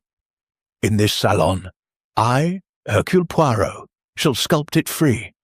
Observe," he tapped his diagram, where arrows and initials traced the movements of the night Hargrove's stumble to his compartment, the signal halt, the alibi's fragile scaffolding. The little grey cells, they have pondered, and now they speak. He rose, addressing the passengers who sat in a tense semicircle, their postures a gallery of defence. Lady Beatrice Worthington, her fan a shield against scrutiny. Vivian LaSalle, her fingers twisting a silk scarf as if it were a noose.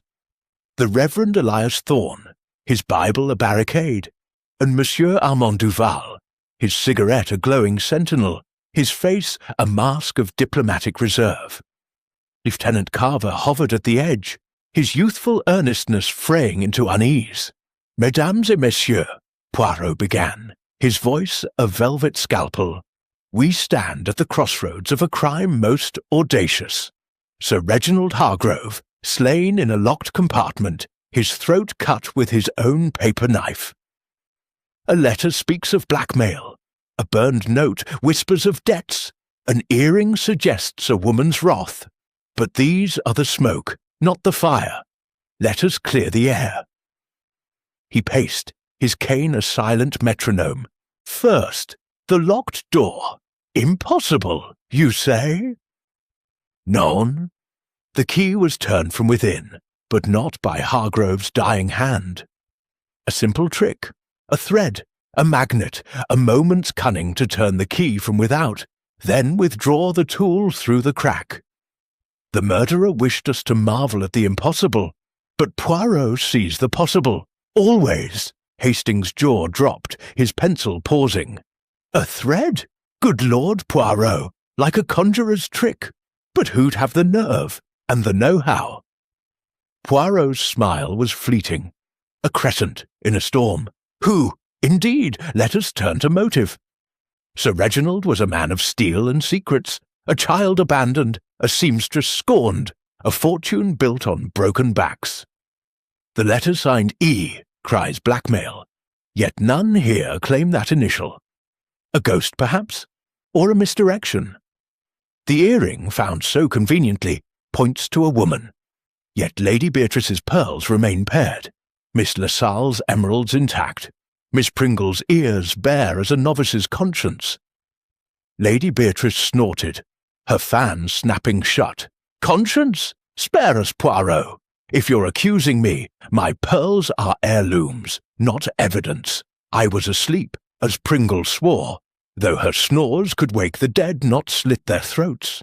Vivian's laugh was brittle, her scarf now knotted tight. And I? My jewels are accounted for, darling. That earring's a prop, as Duval said, a cheap one, at that.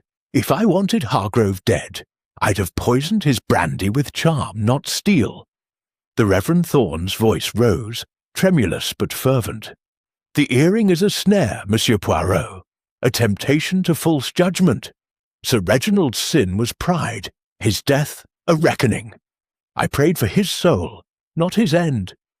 Judge not, lest ye be judged." Matthew 7. Duval exhaled a plume of smoke, his eyes narrowing. "A snare, Reverend? Aptly put. The crime is staged, Monsieur Poirot. Too perfect, too theatrical. The blackmail, the pearl, they distract from the real question. Who gained from Hargrove's silence?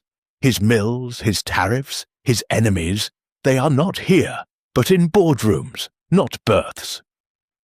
Poirot nodded, his gaze sweeping the room like a searchlight. "Précisément, Monsieur Duval. And yet the murderer is here, among us. The little grey cells, they have traced the threads, not to Birmingham's seamstress, but to this very car. Consider Hargrove's cufflink missing its twin, found by the bed. A struggle, perhaps, or a trophy taken. And the burned note, its ink matching the letters, penned by one who knew Hargrove's movements, who boarded this train with intent." A gasp from Miss Pringle, the secretary, broke the silence. She shrank under Poirot's scrutiny, her hands fluttering like trapped moths. I know nothing of notes or cufflinks, sir. I was with Lady Beatrice, asleep, I swear. I only write what she dictates, letters, lists, nothing more." Poirot's eyes softened, but his voice held steel. "And yet, mademoiselle, your pen trembles, your eyes avoid. A secretary sees all, hears all, perhaps more than her mistress intends. Did you hear Hargrove's curses through the wall? Or see a shadow pass your door?" Pringle's spectacles fogged, her voice a whisper. I heard him, yes, muttering about debts, about settling scores. But I saw nothing, I swear." Japp, growing restless, tapped his foot. "Enough dancing, Poirot. You're saying the seamstress is bunk, the earring's a plant, and the killer's one of this lot. But we're no closer to a name. Edinburgh's an hour off. Give us a lead, or I'll have to haul 'em all to the station." Poirot raised a hand, silencing the murmur that followed. "Patience, Inspector. The lead is here, in the salon of the mind. The killer wove a tapestry of clues to mislead, blackmail, pearls, locked doors. But they forgot one truth. The heart betrays. A glance, a gesture, a word too carefully chosen. I see it now, the pattern clear as crystal. But I require one final piece, a confirmation from the past, a whisper from the present." He turned to Hastings, his voice low but urgent. "Mon ami, fetch the steward's log, every passenger, every ticket, every name. And you, Inspector, search Hargrove's luggage for papers, contracts, anything that ties him to these souls. For the truth, it is not in the shadows, but in the light of their lies." As the passengers stirred, their faces a mosaic of dread and defiance, the train plunged into a tunnel. The sudden darkness a mirror to their secrets. The wheels screamed, and Poirot's mind raced faster. The little grey cells closing in on a truth that would soon shatter the salon's fragile peace. The red herring had been filleted. Now the hunter was poised to strike. Chapter 11. The 11th Hour Confession.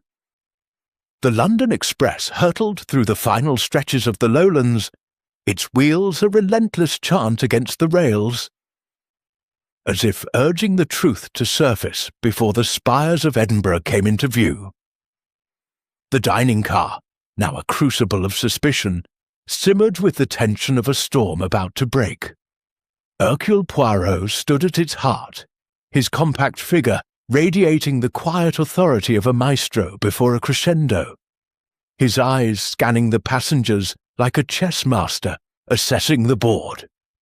The diagram of the train's first-class carriage lay before him, annotated with arrows and initials, a map of motives and movements.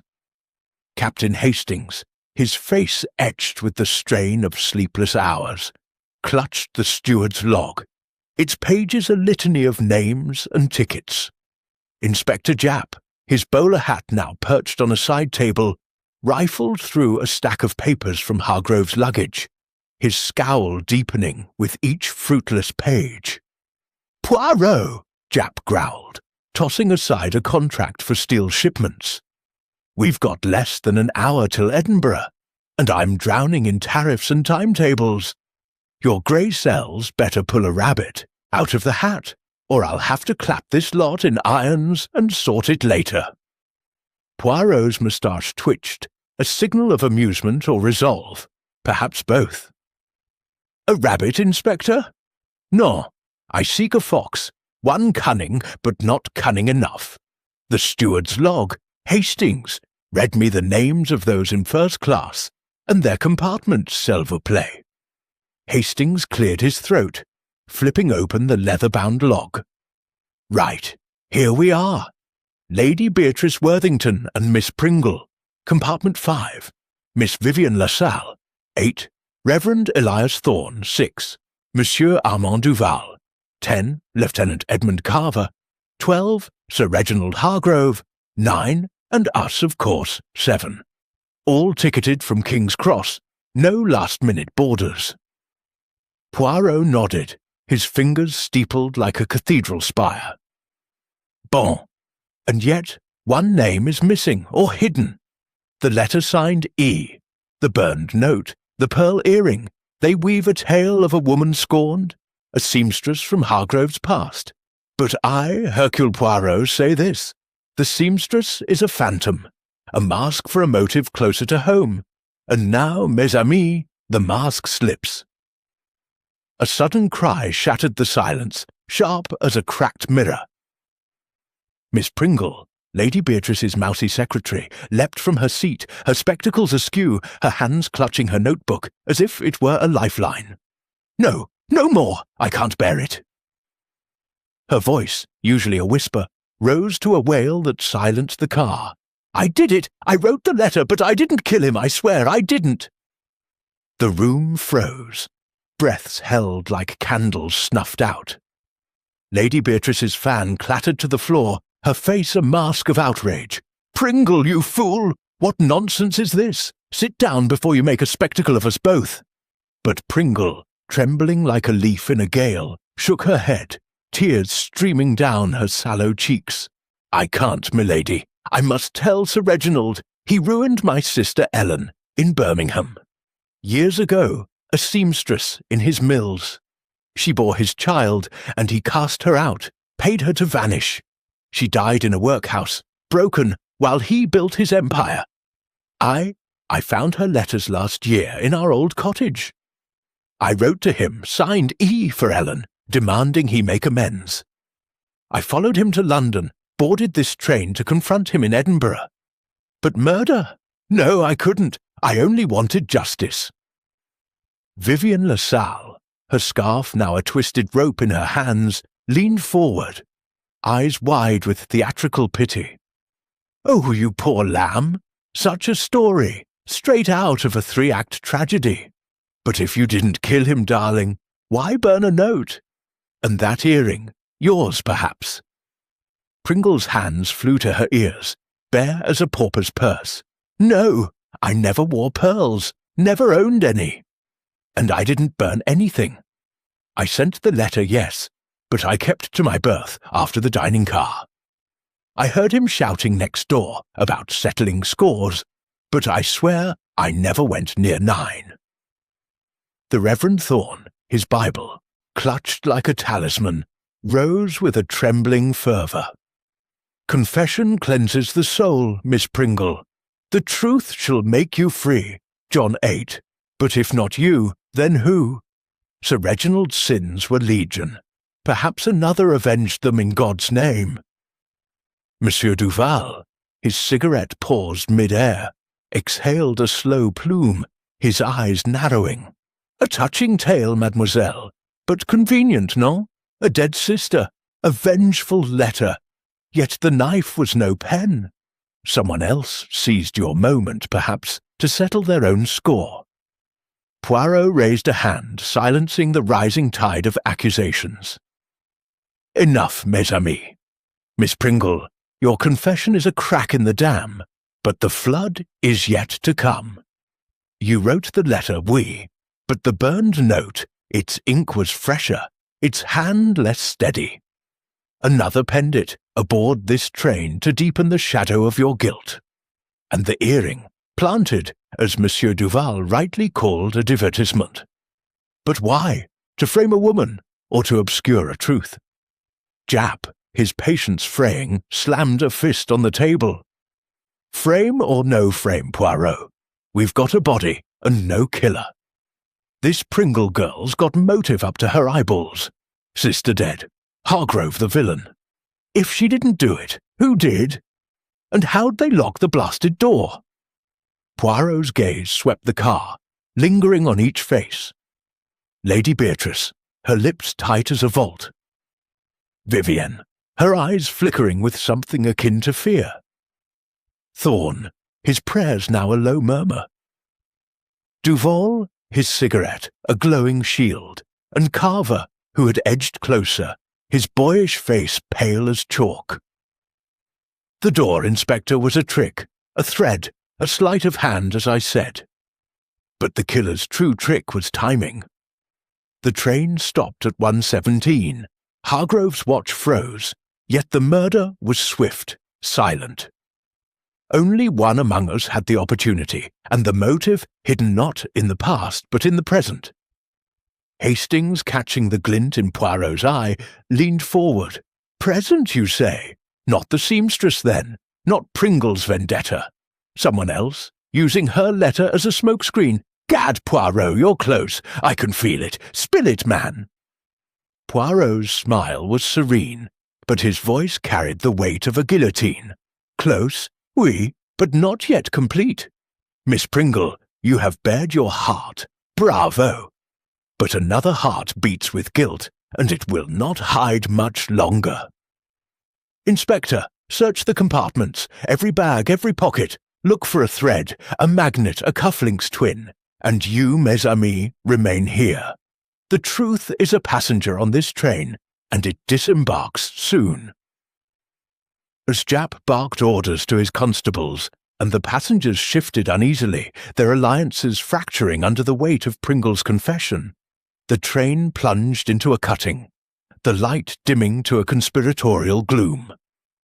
Outside, the lowlands rolled on, indifferent to the drama within. But inside, the 11th hour had struck, and Poirot's little grey cells were tuning for the final note, a note that would unmask not just a killer, but the intricate dance of deception that had turned the London Express into a stage for murder. Chapter 12. The Gathering Storm. The London Express bore down on Edinburgh, its iron heart thundering as if racing the truth itself to the Waverley station. The dining car, now a cauldron of barely contained dread, simmered under the weight of Miss Pringle's confession, a crack in the facade that threatened to split the entire edifice of alibis. Hercule Poirot stood at the head of the table, his compact form a lighthouse in the storm of suspicion, his eyes gleaming with the clarity of a man who saw not just faces, but souls.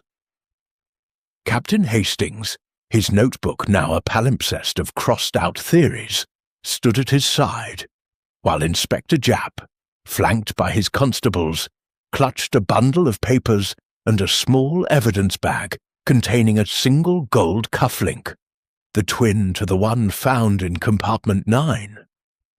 "Poirot," Japp muttered, his voice a low growl beneath the clatter of the wheels.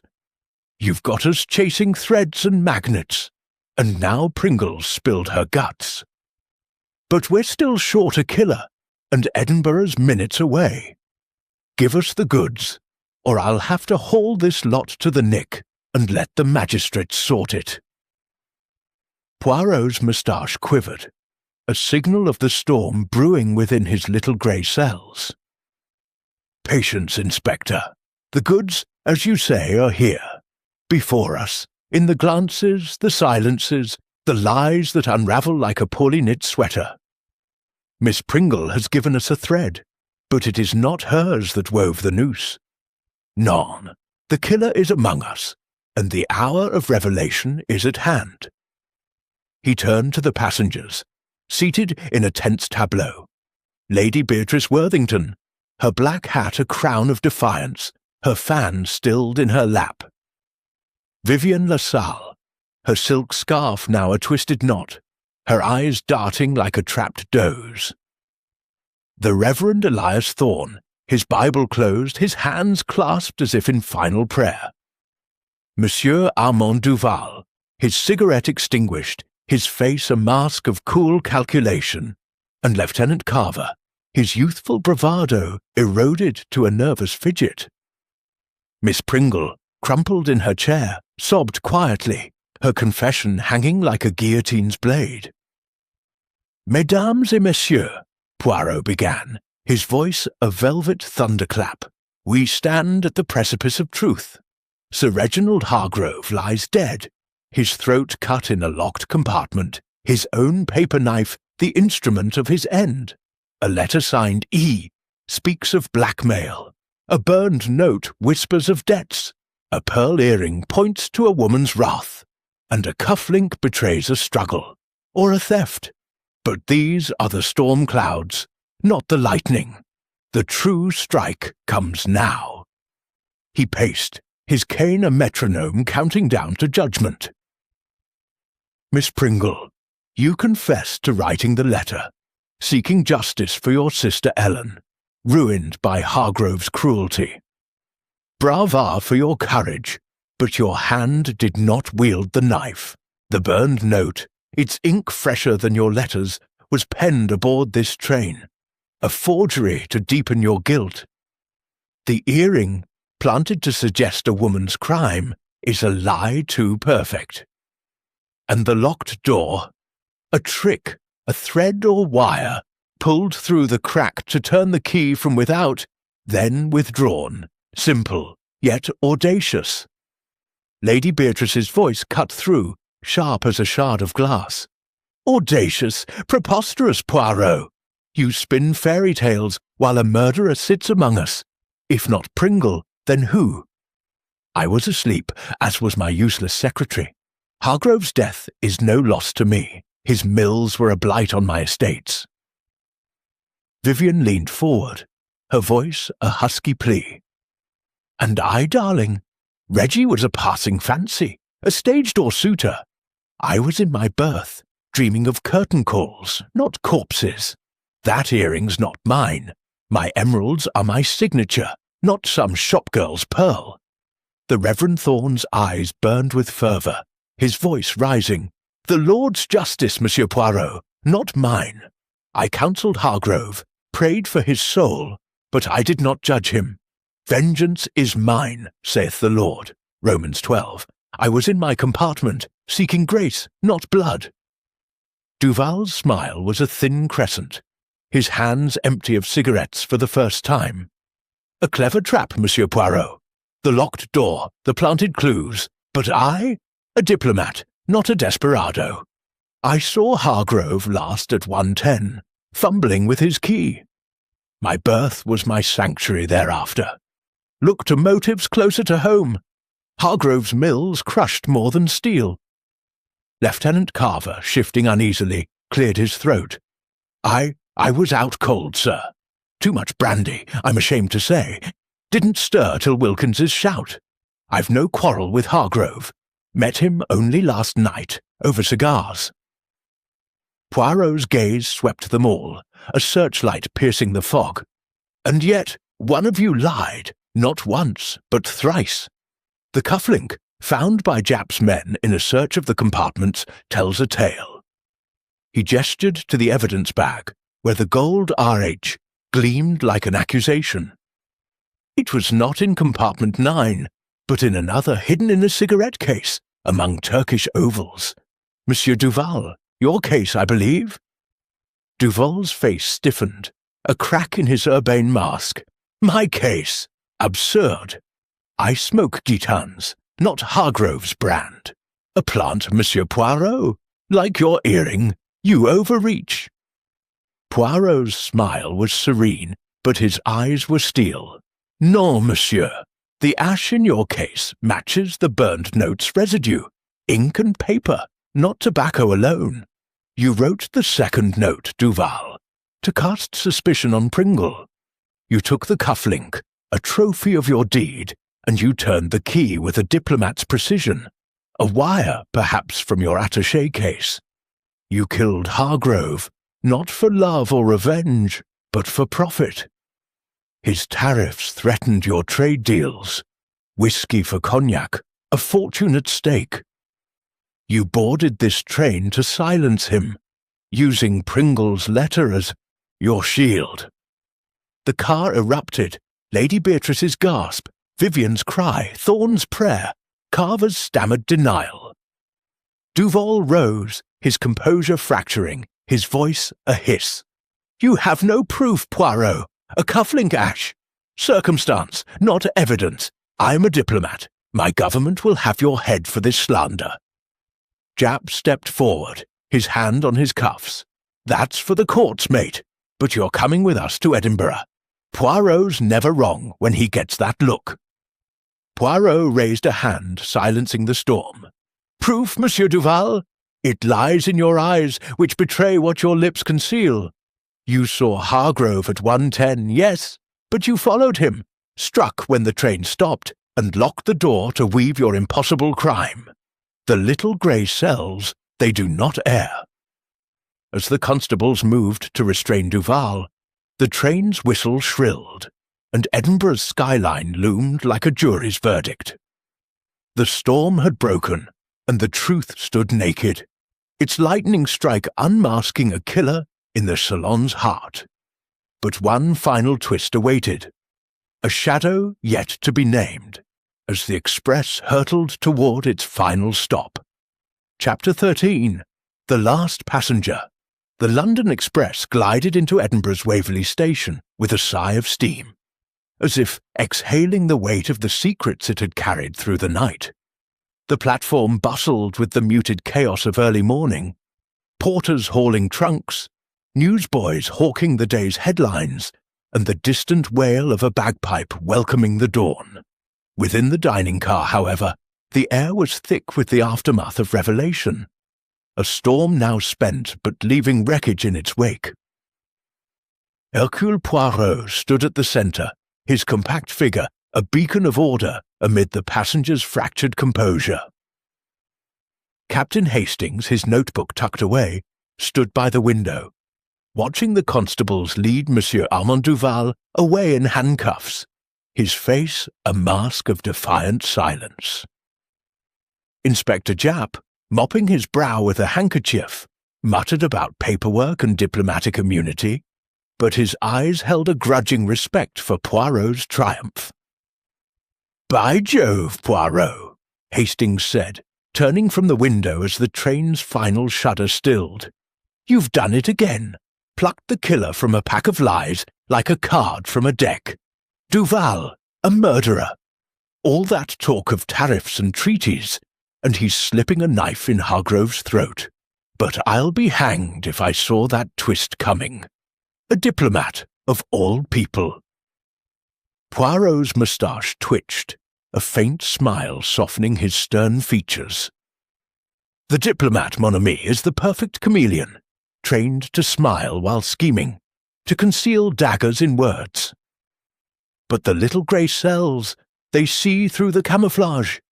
Yet, he paused, his gaze drifting to the remaining passengers, who sat in stunned silence, their faces a gallery of relief and lingering unease. Yet, there is one final thread to tie, one last passenger to unmask. Lady Beatrice Worthington, her black hat now slightly askew, snapped her fan open with a crack. Unmask? Really, Poirot? You've had your curtain call. Duval's the villain, caught red-handed with that cufflink and his forged note. What more could there be? I've a hunt ball to prepare for, and this ghastly affair has ruined my nerve. Vivian LaSalle, her silk scarf now loosened, offered a tremulous smile, her eyes still shadowed by the ordeal. Darling, let's not tempt fate. You've solved the crime, Monsieur Poirot. Reggie's killer is bound for the gallows. Though I must say it's a pity. Duval had such lovely manners for a murderer. The Reverend Elias Thorne, his Bible now resting on his lap, nodded solemnly. The Lord's justice is served, Monsieur Poirot. The wicked flee when no man pursueth. Proverbs 28. I prayed for Hargrove's soul, and now for Duval's. But another passenger? Surely the sin is expiated.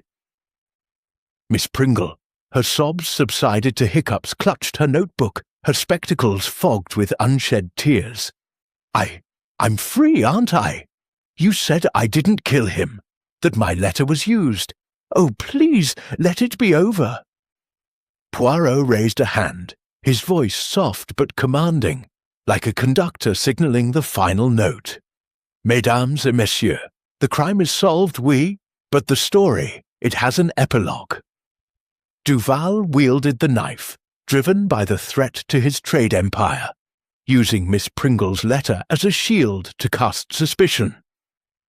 The cufflink, the forged note, the locked door, all his design. But there is another, one who knew of his intent, who aided without striking, who was the shadow behind the shadow. A gasp rippled through the car, and Hastings's jaw dropped. Another! Good Lord, Poirot! An accomplice? But who? We've grilled 'em all. Alibis, motives, the lot. Poirot's eyes, sharp as a falcon's, settled on the Reverend Elias Thorne. Reverend, you spoke of Hargrove's confession, of his sins in Birmingham, a seamstress, a child. You urged repentance, yet you saw him last, at 1 o'clock, laughing off the devil at his heels. But you did more than pray, did you not? You saw Duval in the corridor, lingering near compartment 9. You heard Hargrove's drunken mutterings of settling scores. And you, with your talk of divine justice, whispered to Duval, a suggestion perhaps that Hargrove's death would serve a higher purpose. Thorne's face blanched, his hands trembling as they gripped his Bible. No, no, Monsieur Poirot. I am a man of God. I counselled mercy, not murder. Thou shalt not kill. Exodus 20. I saw Duval, yes, passing my door, but I said nothing, did nothing. Poirot's voice was relentless, a tide washing away deceit. You did, Reverend. A word, a nod, enough to embolden a man already poised to strike. Your hatred of Hargrove's sins, your zeal for judgment, made you complicit. You did not wield the knife, but you sharpened it with your silence. The pearl earring, found under the bunk, it was yours, was it not? A memento from your sister, perhaps, lost in your haste to plant it after Duval's deed to ensure a woman took the blame. Thorne's spectacles slipped, his voice a broken whisper. My sister's, yes, a keepsake from her days in service. I I dropped it, meaning to retrieve it later. I thought, if suspicion fell on Pringle or LaSalle, the Lord's will would be done. Hargrove was a sinner, a destroyer of souls, but I didn't kill him, I swear it. Japp, his eyes wide, stepped forward. Blimey, Poirot, a vicar playing Judas? That's a new one. Right, Reverend, you're coming too. Accessory, if nothing else. We'll let the courts decide your divine will. Lady Beatrice's fan fluttered, her voice icy. A clergyman, abetting murder. The world's gone mad, but I suppose it fits. Hargrove's death was a public service, if you ask me. Vivian's laugh was soft, almost sad. Oh, Padre, you played a dangerous part, but I can't blame you entirely. Reggie did have a way of making enemies. Poirot turned to the group, his expression one of melancholic triumph. And so, the last passenger is unmasked, not the killer, but the conscience that failed. Duval struck the blow, but Thorne's zeal lit the spark. Justice, mes amis, is not vengeance, it is order, restored by truth. Miss Pringle, you sought justice and found it, though not as you imagined. The rest of you go to your hunt balls, your stages, your lives, but remember, the heart hides nothing from Hercule Poirot. As the passengers filed out, their faces a mix of relief and shame. The train's whistle sounded a final, mournful note. Japp clapped Poirot on the shoulder, muttering, "You're a marvel, old man. Edinburgh's got a story to tell now, and I've got a headache to match." Hastings, lighting a fresh cigarette, grinned. "Gad, Poirot, you turned a locked room into an open book. But that earring, Thorne's sister. You knew all along, didn't you?" Poirot's smile was serene, his eyes distant as the moors they'd left behind. "The little grey cells, mon ami. They see what the heart conceals. A cufflink, an earring, a whispered word. These are the notes of human folly. And now, to Edinburgh, for a tisane and a moment's peace, until the next mystery calls." As the London Express emptied its passengers into the misty embrace of Waverley Station, Poirot lingered a moment, gazing at the platform where Duval and Thorne were led away, their fates sealed by the truth he had forged. The fog lifted, revealing a city of stone and secrets, and Hercule Poirot, satisfied yet ever vigilant, stepped into the dawn, ready for the next act in the endless drama of the human soul.